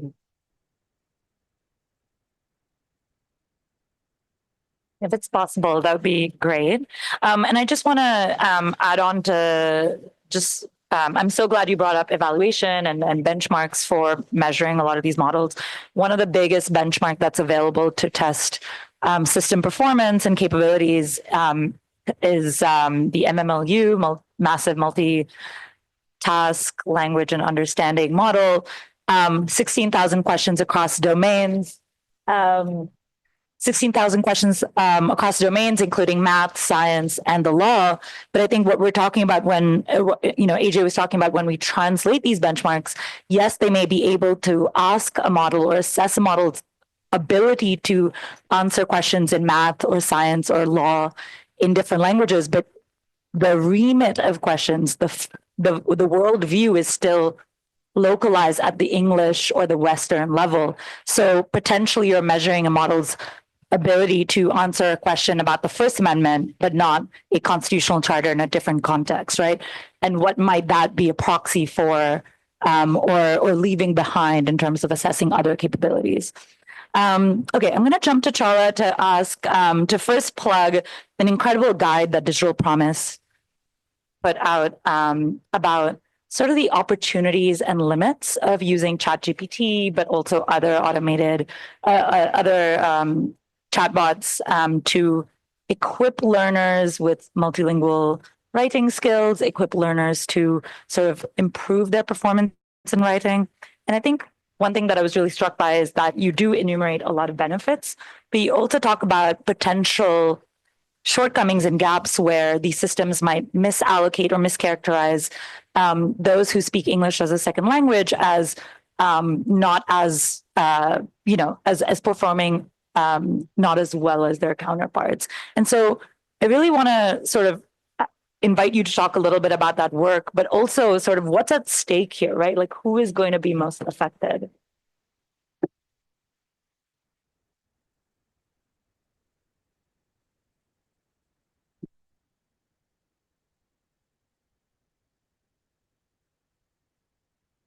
Oh, there we go. Oh, there we Right, go. we're back. Technology. works, when it doesn't.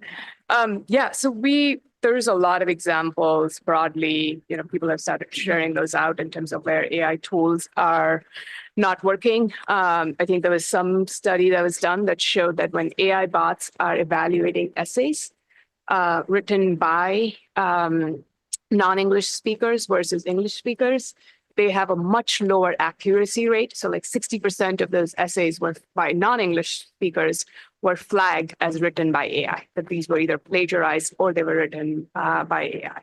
And those have some real consequences. I read another anecdote where I think ChatGPT was asked to narrate The Hate You Give, the novel, which is an African-American protagonist, in its narrative voice. And it randomly just kept throwing you in there, in the whole text at random points. And so there's again, real consequences to sort of starting with the English AI tools and then trying to adapt them to different languages. We did a research project, I think that's the one Alia is referring to, where we worked with a doctoral student who is multilingual and had her write her dissertation using AI as a collaborative tool. And I think initially she thought, wow, this is really helpful. It's giving me all this language I can use. And then she started sort of seeing that there were a lot of gaps. The language wasn't as sharp. There was the flattening of the language that I talked about earlier. And so she started using AI more as a thought partner, as a generator, rather than as a real reasoner. So she would take that language, she would then use it with her dissertation group, her advisors, and be able to refine it. And that's a great example, right? You're like, well, this is what AI could do. But that is not something we're all yet literate in. When you review something that has been written by a human, you're mostly sort of reviewing to say, is there anything here that is completely off or doesn't read right? You're not often always looking at it and saying, are these ideas sound? But when you create an AI-generated piece of document and you're reviewing it, you don't always bring that lens to say, is this idea actually sound? Whatever they've collected from different parts of the internet and created the lowest common denominator, then put in front of you, how do you review that? So that AI literacy piece isn't something we all have right now. And so even if the tools might be getting better, I don't think we are all trained. I think there's something to the idea of a certificate, of a driving certificate for AI that is grounded in AI literacy, and something that all students should have. We have started doing some work here. So one of our projects right now works with Amira Learning, which is a voice-based tool. So it listens to students reading and it gives you real-time feedback. So if you're struggling on a word, it will tell you, hey, is this how, this is what this word means, or do you want the meaning of this, or where are you struggling? And so almost like having a human who's reading with you. Great tool. Lots of adoption across schools in the US. Turns out it doesn't work very well for English language learners because it is not used to that intonation, that voice, the different language. And so we're working with it to see if it can be trained. I'd like to see not sort of just solutions that started with English and to see, hey, can we adapt them, but solutions that start with languages other than English or the other sort of dominant languages. And I don't think we have seen that yet. I don't think the research funding in this environment is going towards English language learners. So that's what sort of keeps me, gives me some hope, but also keeps me pretty realistic about AI. Thank you so much. And yeah, I think like the most fun part of doing language and AI related research is just meeting so many like enthusiasts around the world who are sort of trying to, they're identifying similar gaps as you are, but also trying to move the needle. And I'll just plug a couple because I think they're doing incredible work and also have like fun, punny names. One of them is Sea Lion, which is building automated systems across Southeast Asian languages. And again, going to your point of, there are so many communication opportunities between Southeast Asian languages and another Southeast Asian language. A lot of people who've like been raised outside the US know that often our families speak like multiple languages, multiple families of languages, and actually sometimes speak in multiple languages in the same sentence, like code mix within the language. So what are the potential for creating data sets that look like that? And so to sort of build upon that, but also talk about automated systems in a non-education or non-chatbot application, I'm going to jump over to AJ and then to you, Dr. Surf as well, to talk about, why is it important to offer these high quality multilingual enterprise systems? Where are people encountering them? And a little bit more about how you've been working with sort of experts around language.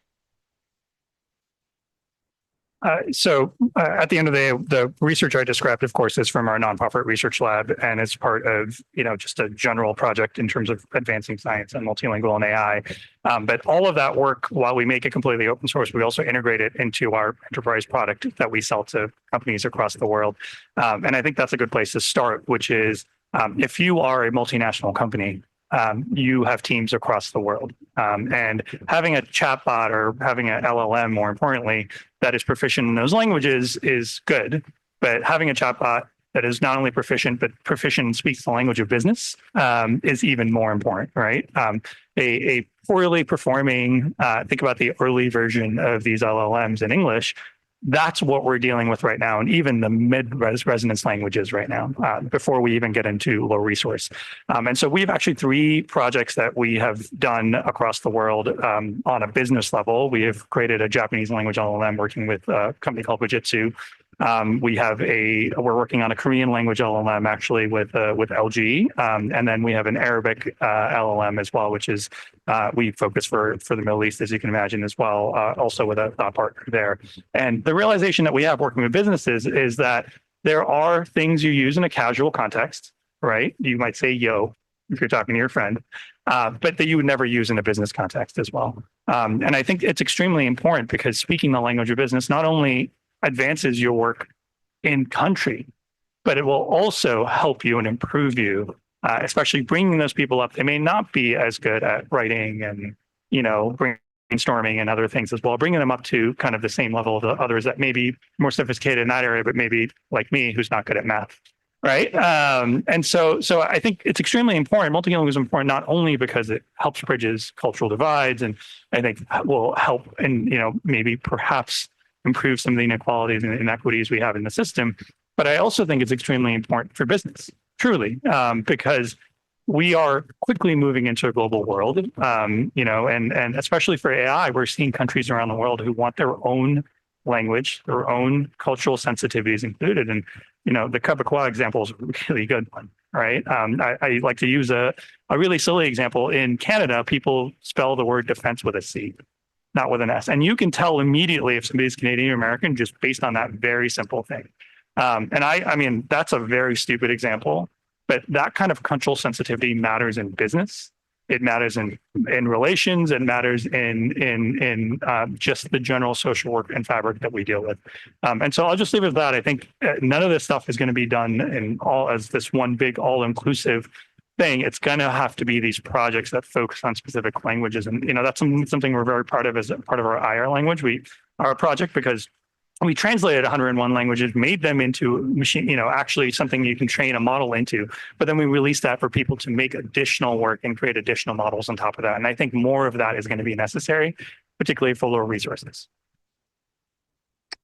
Thank you. And I think the trust piece is a really big one, right? Like, I think just having talked like casually with people about these projects, I think people can immediately tell what the assumption or the tone or the worldview of like when these models were first released, where there was a belief. I met with a researcher who studies who actually advances like research and testing of LLMs in Korean, and some of the prompts she was using were related to the Korean War, and the outcomes were incredibly legible and grammatically sound in Korean.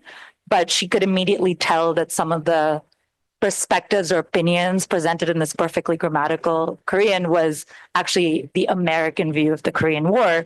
And for, that's something that perhaps I'm not well versed to assess, but someone who was born in that region is very adept at like sort of noticing? Yeah, I just want to add on. We haven't even talked about the difference between Latin languages, right? And as you move on to, specifically in Asia and Southeast Asia in particular, and also between that and much more lower resource languages such as Quechuan, as you were describing earlier.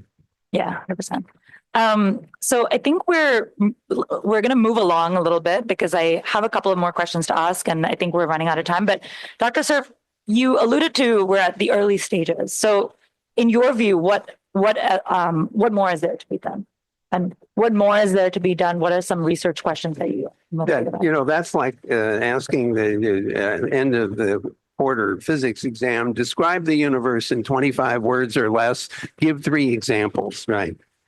So first of all, I have another anecdote for you because if you go away with nothing else, at least you've got some anecdotes.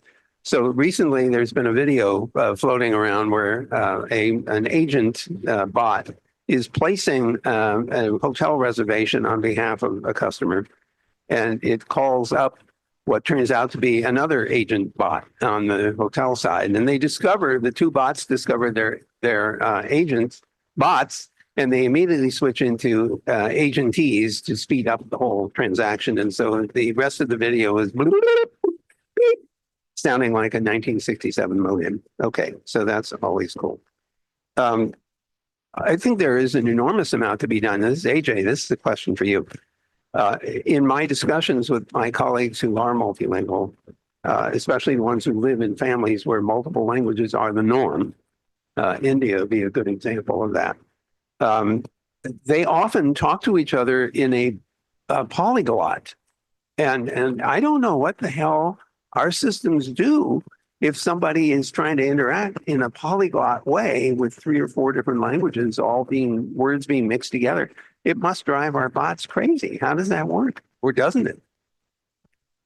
It's a really good question. And I think that's a really good example of AI not yet reflecting the world that it is trying, will revolutionize, of course, but 100%, I think we're not even quite there yet. I mean, hell, as we were talking about, we don't have a good amount of low resource languages even that are covered in AI. So I think that will come. And I'll just leave it with, I think evaluation is a big part of this because you don't know how an AI performs unless you do it yourself and you're like, oh, I don't like the feeling of this.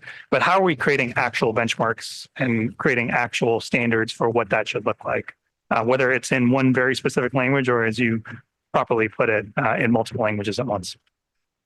I wonder if I could bring up a couple of other things. First of all, this is going to sound like the obvious, but sometimes stating the obvious is an important thing to do.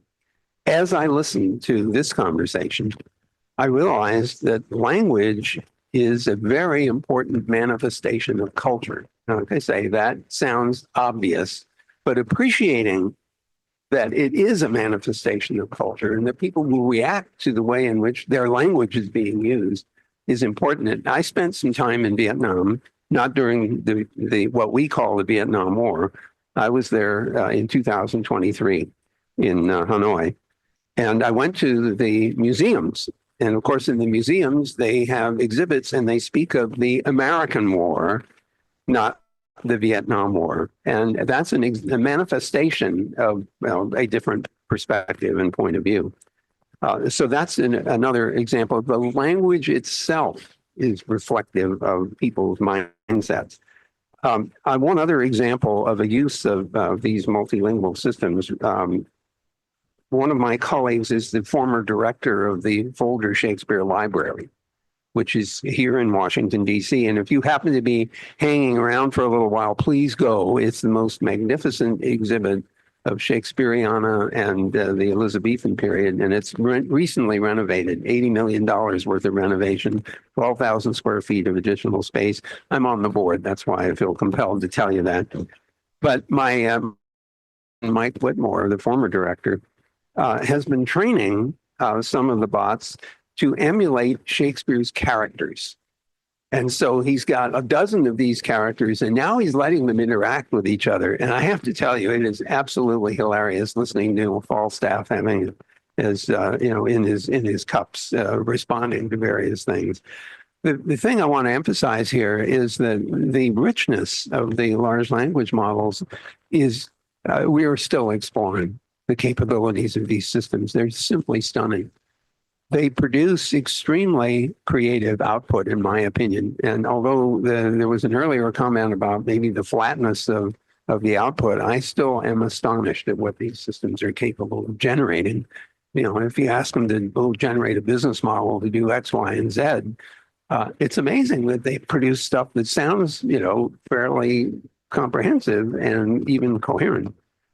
And it's embarrassing when you see these things generating these clever things and you think, God, I wouldn't have thought of that. It makes you feel just slightly uneasy. The last thing I wanted to mention is a manifestation of cultural damage, Gulf of America. I will leave it at that. Thank you.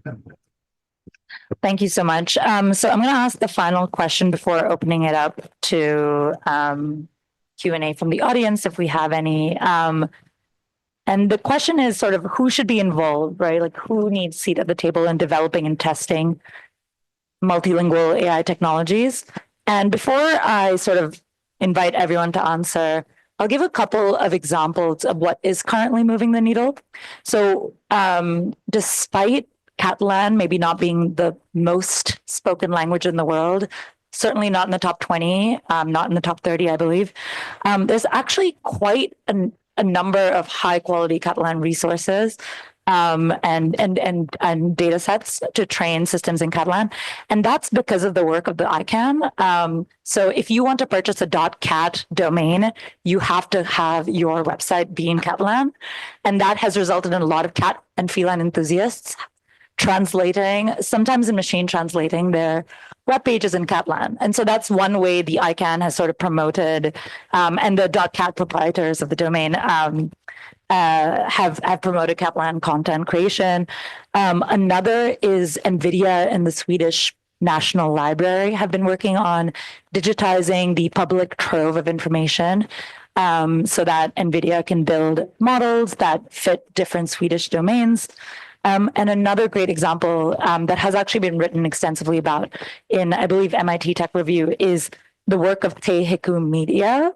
So this is a nonprofit group of indigenous language activists and enthusiasts and NLP professionals building data sets of the Maori language and then licensing it to model developers when they find a sort of use case or domain in which they want an automated system to work in their language. And that has allowed both native creation of data sets that reflect the potential need, but also sort of ownership and pride in potential uses of automated systems. So these are just some examples of, cross-sectoral partnerships and also just pride in language that's moving the needle. So yeah, would love to hear, maybe other examples and just generally, who should be involved and what multi-stakeholder arenas, if any, should play a role.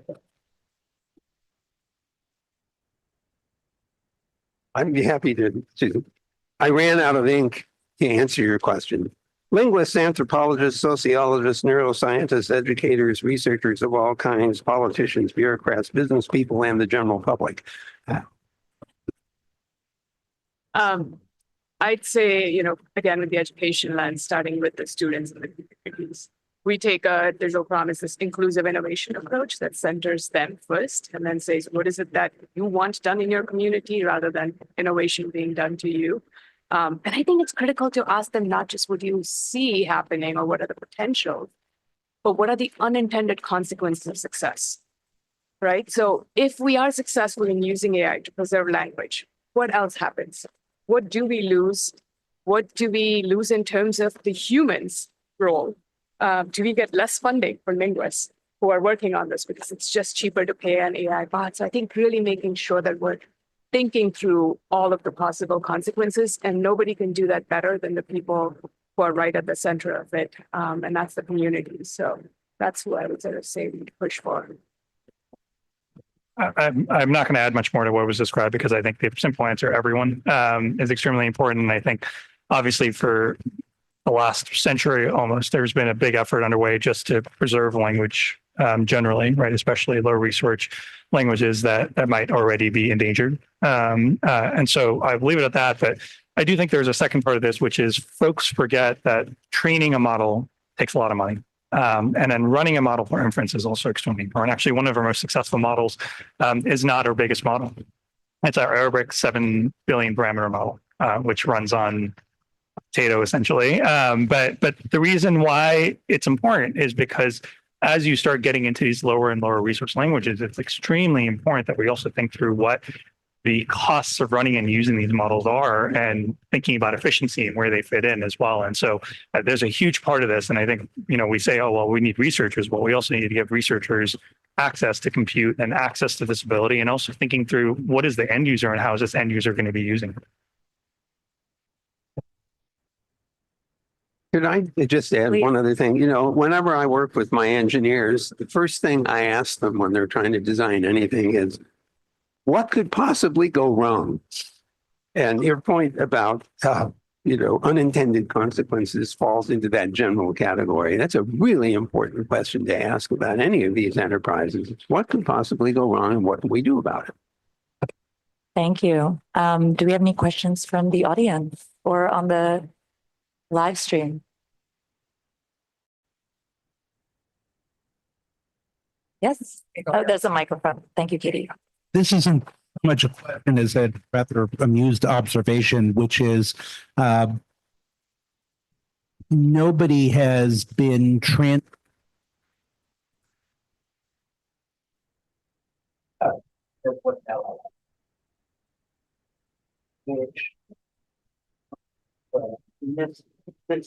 our audience is fine because, and there are times when that's unavoidable, but it does raise the rather interesting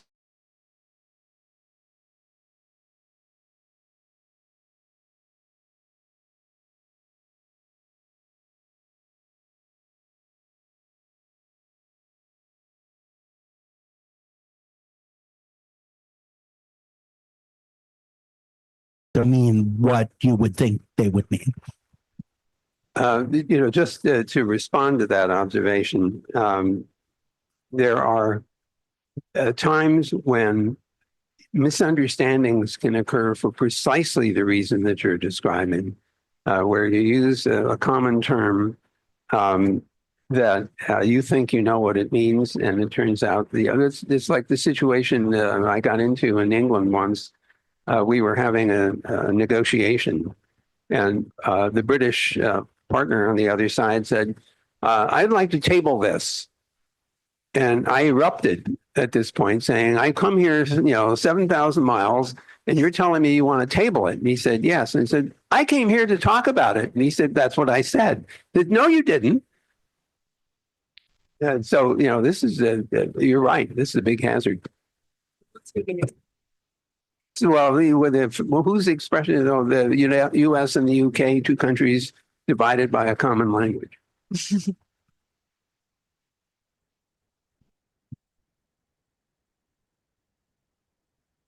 Oh, yes.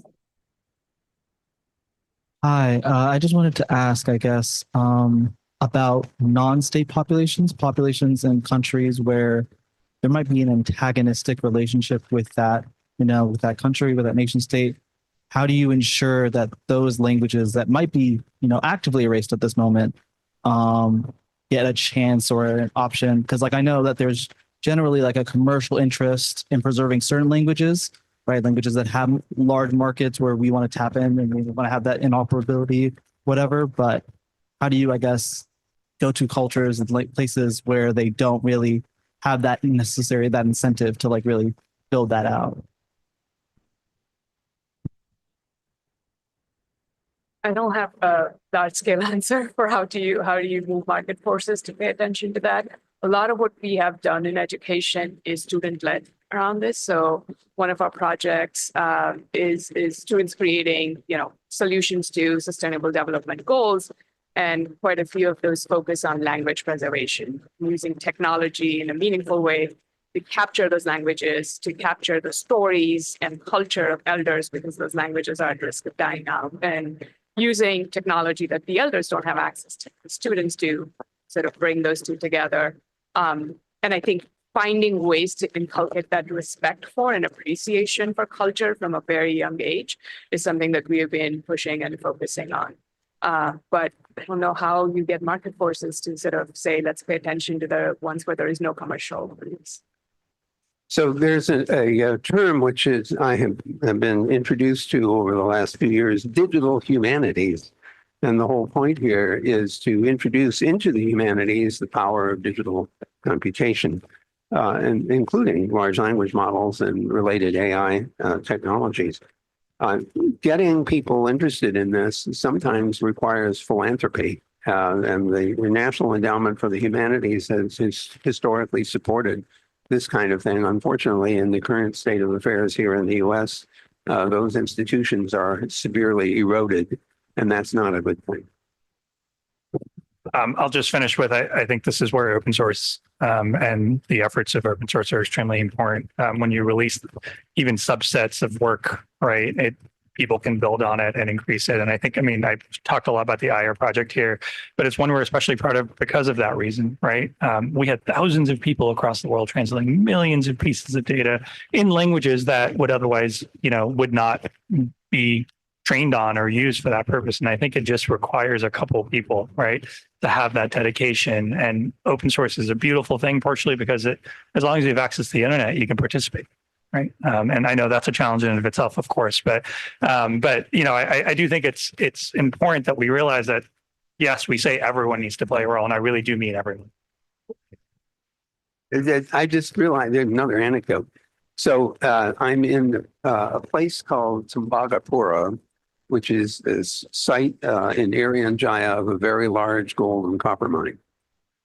My wife and I fly out to meet a village chief in an area called Pyramid.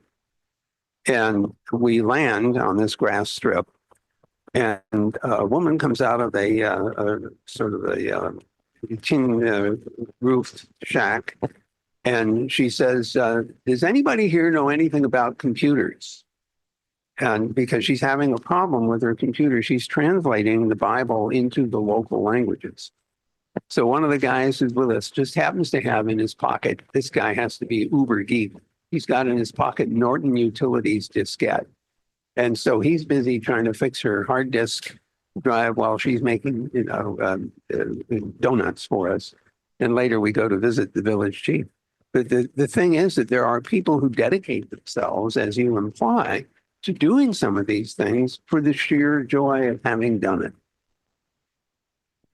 I was just going to, AJ, to your point of open source, respond to that. I think pushing for more of that is essential, right? So Wikipedia has more language support, or in more languages than Google, Facebook, all of them. Signal, the open source messaging app, has again support in more languages than WhatsApp does. Not encryption yet, but still. So I think pushing for more of that, pushing for more open source resources and letting users have a role in expanding language support is correct. How do we evaluate the quality of those open sources? I mean, this is a big issue for open source code because it often doesn't get maintained very well, and other people get in and put various kinds of bugs. So is there an evaluation that you can do? We had a question from the online audience as well. You had talked about the different stakeholders who should be involved here. And someone is interested in learning specifically about the role of language experts and others in academia in particular.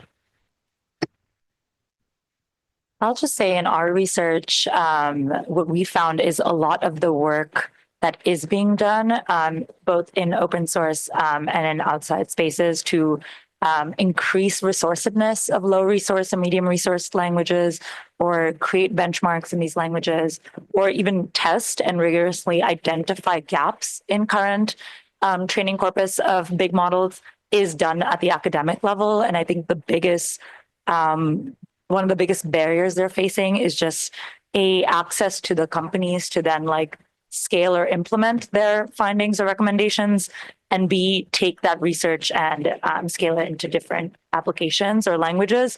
And that's both a sort of access to company issue, but also a funding issue. We need a virtuous cycle of research to beget more research. And especially outside the United States, where maybe in the United States, there's a lot of different funding sources for academic research or independent research. Other countries are finding that the sort of budget or line item that is going towards academic studies is sort of 0.002% of the GDP designated for science, much less NLP in languages that are, again, maybe not commercially viable. So a huge plus one for like academic focus on languages. And I'll just do one plug for the research done by Emily Bender, who's a computer science professor at the University of Washington. She's coined a very, very helpful sort of potentially on the nose rule called the Bender rule, which is a call for NLP professionals or NLP academic researchers to name the language they are using or name the language that their research pertains to. She finds that the bulk of research and development in automated capabilities or capabilities of large language models specifically doesn't note the language that they're talking about or the studies are significant or significant for. And it's because the assumption is that it's on English. And so she's saying we actually can't measure the asymmetry between advancements in English capabilities and others because we actually we don't know. I mean, we know based on our own sort of observations, but we don't know specifically. Anyone else wants to answer that? I know I saw a bunch of hands. Yeah, just coming from the point of view of academia. So I've been working on one language talking about ice and ice cream, German. And I was fortunate enough to be one of the first projects that worked with OpenAI at ASU on using it on the academic side, testing it, piloting it with students. And yes, great excitement, also some disappointments. But what I'm seeing now, so German for me is basically only like a prototype, or like a use case, because it's one of the languages that has a large amount of materials online. So it should work was one of the best, right? But I think now we're at the point where we have to look across the languages. I'm sure there are certain things we're very often working in our little silos as much as we try to work together to see what are things that are universal among languages that might be misunderstood and what are particular based on the language or in which way you want to go. Yeah. And I think there's a lot of potential as long as we start now going out of our little corners and really see it more as a universal effort.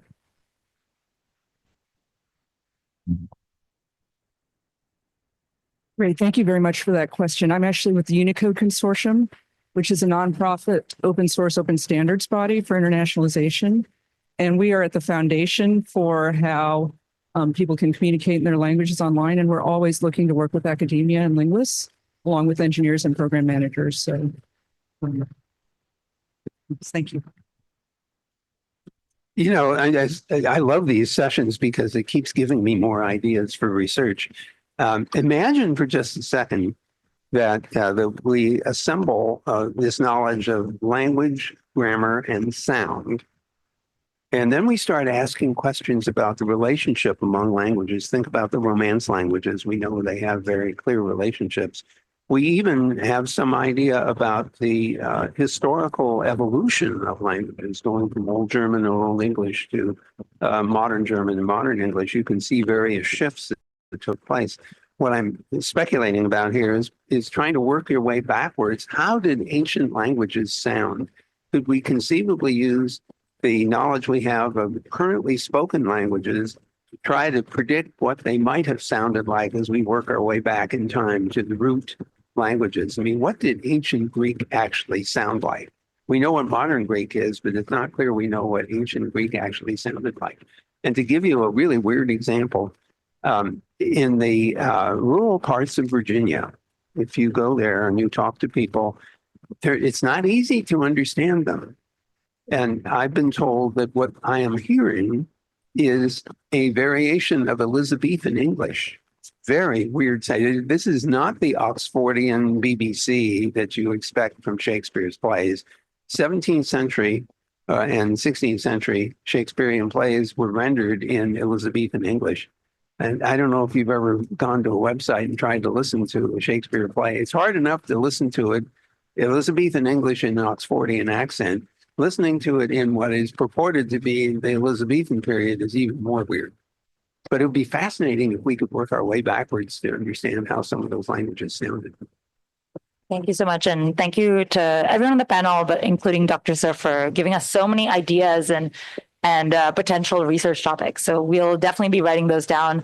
Thank you to the panelists for a really, really fascinating conversation and all the work you're doing in advancing multilingual access to AI technologies. And thank you to all of you. I will let everyone. Thank you so much. Recording stopped. Thank you so much. So we are at the Recording in progress. We're at the culmination of today's event, and it's been just joyful to listen to not just the ideas about what we can do with language, but also about where the future might look like. And that's a big reason why Cody is here. That's why the coalition is being created. So I wanted to introduce Teresa Swinehart. She is the SVP of Global Domains and Strategy at ICANN, where she oversees strategic initiatives, policy implementation, as well as stakeholder engagement. Teresa and I go back a long ways, and she's got just extensive experience in internet governance, multi-stakeholder collaboration, and she's been a key figure in shaping global domain policies, but is also playing a key role in shaping, helping shape where this coalition on digital impact might go. So with that, Teresa.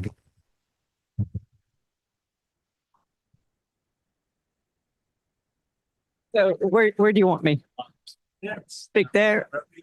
Okay. Okay, I'll sit here 2 minutes. Yeah.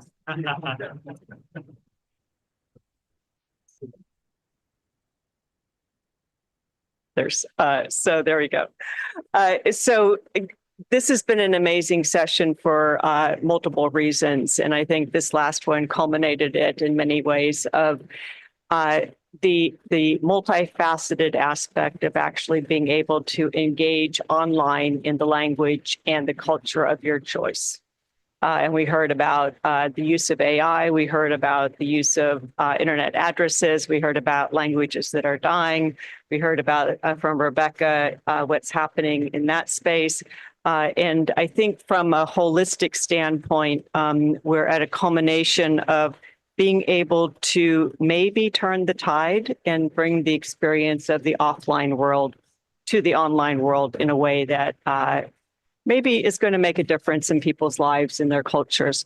The thought of cultures and language groups disappearing is heart-wrenching.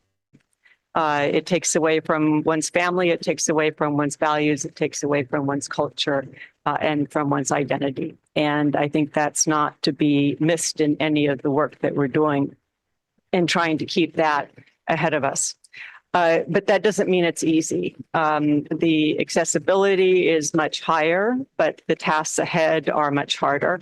And the ability to get technology streamlined to allow for that seamless interface and that seamless experience still is a challenge. I think, as we heard earlier today, the internet started in English in Roman character sets. How do we get that to send itself in a different way?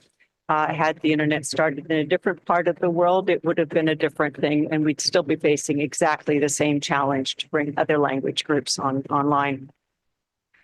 It's not lost on the international community either. In the internet governance space, we've heard through the World Summit on Information Society, the acronym SOUP, Geneva Declaration that recognized education, knowledge, and information and communication at the core of human progress, endeavor, and well-being, led to the commitment for a multilingualization of the internet as part of the Tunis agenda. So even from a governmental space and an intergovernmental space, that's important.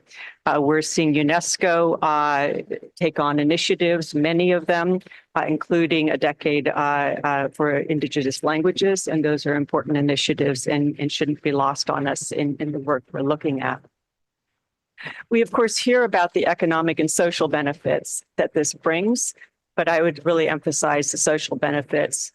The economic benefits are high, yes, but that's the benefit of just being online, regardless of the medium that you're in.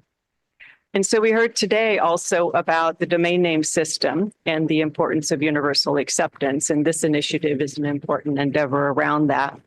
And we heard about the partnerships that are important to do this because no single entity can do it alone. And I think that has to be reinforced. Where can we partner with each other and what can we do? So one might ask what ICANN is doing more specifically in this area. We have a limited remit. There's a limited area of what we can do. What we can do, though, is focus in on our area and then partner with other institutions and organizations where we can. We have a universal acceptance and internationalized domain name team that is very focused on this. I think some of them may be listening online. I certainly have seen them making sure that I'm aware of at least the discussions that are happening. And it wasn't long ago that when the last round of the new top-level domains were launched, that there was a realization that universal acceptance of those was one of the challenges that was being faced. That is more than 2 or 3 letters to the right or to the left of the dot, so to speak. And I think you remember those times well. Exactly. And so there was the formation of the Universal Acceptance Steering Group in 2015 to try to address these gaps. We had been supporting and we have supported that initiative. And they've recently also concluded a decade of really impressive work around this work in that area. Our strategic plan continues to emphasize the importance of it. And looking into the future, we have just announced a plan to form a new universal acceptance expert working group to really focus in on producing specific guidelines for the organization of how to best directly implement universal acceptance. So we're now focused in on the implementation side of the work. And that includes reaching out to different organizations, open source software, and other institutions to create the awareness around that. I was recently at an event, which is an example of some of the partnerships that we do in Bahrain. We have supported an effort around a 2-day hackathon, which was really fun and interesting. I've never seen so many students inspired and creative and also using artificial intelligence for problem solving in the hackathon event. That was co-sponsored together with the Telecommunications Regulatory Authority and the American University of Bahrain. So that was a really fun event that we did there. But we're also undertaking initiatives on education and building in the curriculum into university programs around that. By example, with the American University in Bahrain, we're looking at the curriculum and then looking at integrating that kind of curriculum into universities in the APEC region, in Africa and Latin American regions as well. So that's part of really getting the next generation, those who are going to be the software developers, those who are being trained to understand that the ability to have universal acceptance, whether that is the integration of top-level domains or other tools into systems, or the ability to use your language, is something that is actually feasible to do. And how does one build that mindset into everything? On the operational side, I think we've already heard that we're working on different areas, including the development of rules to allow for specific scripts, the formation of generation language panels that are focused in, and there's currently 26 unique scripts that we can support in the zone. Working on more, we need the community to work with us in order to identify how to get those online and support those. Right now, there's more than 150 internationalized top-level domains, including both generic and country code top-level domains that have been delegated. As we go to open the next round in 2026, that is the opportunity to apply for top-level domains. We're also very hopeful that local communities, new language groups, the ability to do that are going to be part of that application in order to really bring the internet to the global community overall. So with that, that's really the organizational side. Then the other side is reaching out to partnerships such as these that are here. Universal Acceptance say this is the third year of the event, and we see the participation increasing and the awareness increasing. The different kinds of approaches to the dialogues and the amount of local and regional initiatives that are showing up around it. We also had the opportunity this year to co-sponsor a UA Day event in Vietnam together with UNESCO. So that was a first time that we had that opportunity, and look forward to more around those. So as I listened today, and we started off with disappearing languages, and we end up in talking about artificial intelligence, I'm really struck that maybe we are at a pivot point and creating more awareness and opportunities for everybody. So thank you very much for having me here, and thank you for the dialogue. With that, good day.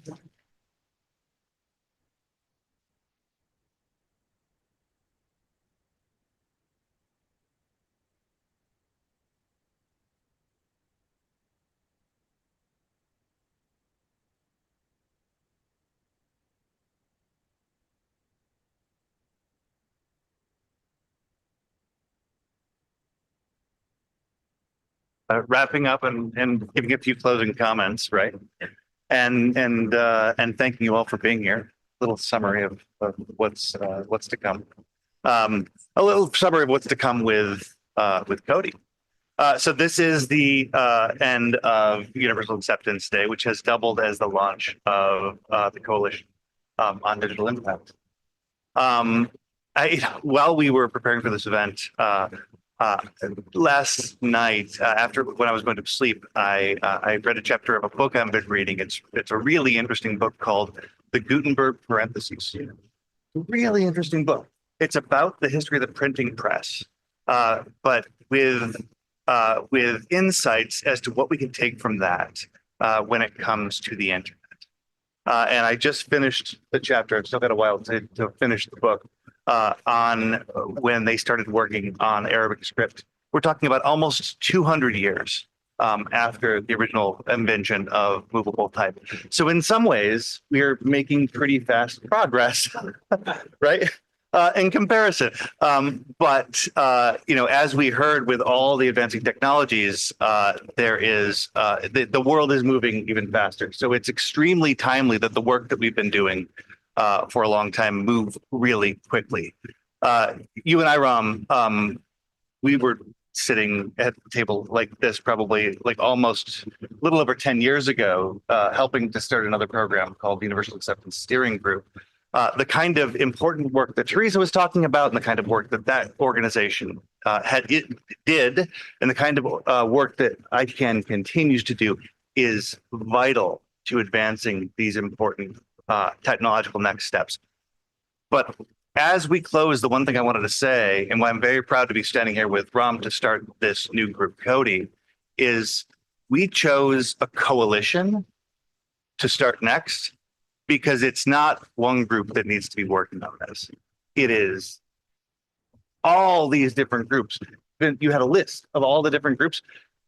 Coordination among all the different organizations that need to be collectively working on this and pushing this forward is the most important thing that we need to do next. And that's the vital effort that we're going to try and sort of take on with Cody. So we're very excited to have you here at the beginning of that. Yeah, and Christian, I think there's an urgency to this, right? We've spoken about some of that just a little while ago. It began with, the conversation, Rebecca, you and I had. And the urgency is driven, in my mind, less by the fact that we may be facing erasure or issues like that. The urgency, I think, actually is that by doing the right things, you can advance, you can have a real impact. And in our small lives on this earth, if we can come together, build a coalition that can advance, understanding can build some education, awareness, advocacy, perform some research that actually allows all of us as humans to communicate better, and to leverage this new technology, the internet, right, to be able to come together. There is a greater purpose that will hopefully outlive us, right? And to me, that is a foundational component. And that's why when we conceived of this idea, we didn't think it should be housed inside of one institution. When we started up the Universal Acceptance Steering Group, I said, let's do this inside of ICANN. Great deal of relevant significance inside the domain name system. We're talking about something far more than that here. We're talking about human connection and the future of human connection. And that comes with language. That's at the foundation of all of that. And it's overlaid with technology. It's overlaid with tremendous advancements that are in front of us. And I think it needs all of the institutions here and the institutions who are not yet aware of what we want to do, but whom hopefully you will tell us and say, you should be connected to these folks. You should be talking to these other folks, right? That's the ask.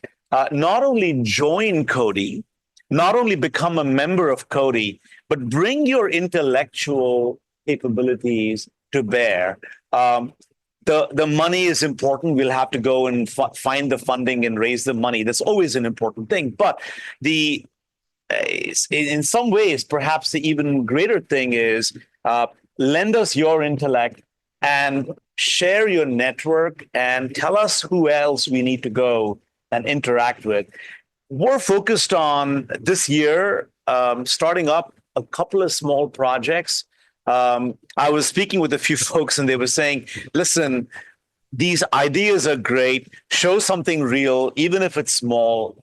Small successes breed greater successes, right? So that's what we're looking to do. If you have ideas on projects that will be relevant and that are, that will be important to move the ball even a little bit forward, all years want to hear about that, and really need your support, not just at events like these, but the real work now begins, right? This enterprise is now taking off. Now comes the hard work, the real work for what else has to be done.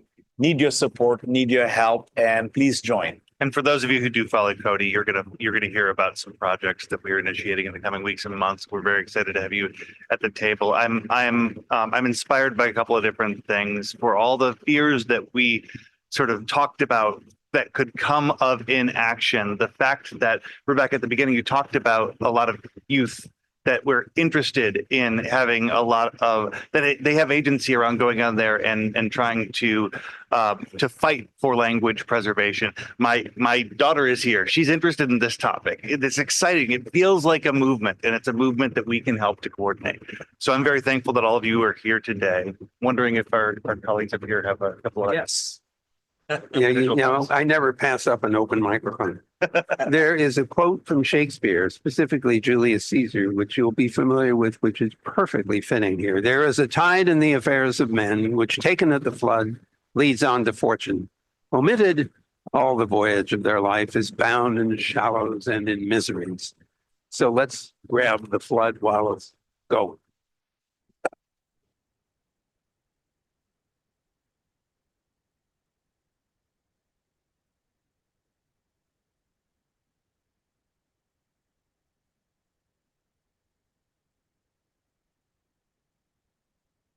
That wraps our event. There are still some refreshments here. Feel free to indulge. And if you'd like to get out on the deck and enjoy some sun, do that as well. Thank you so much for coming. Thanks for everybody who's been online.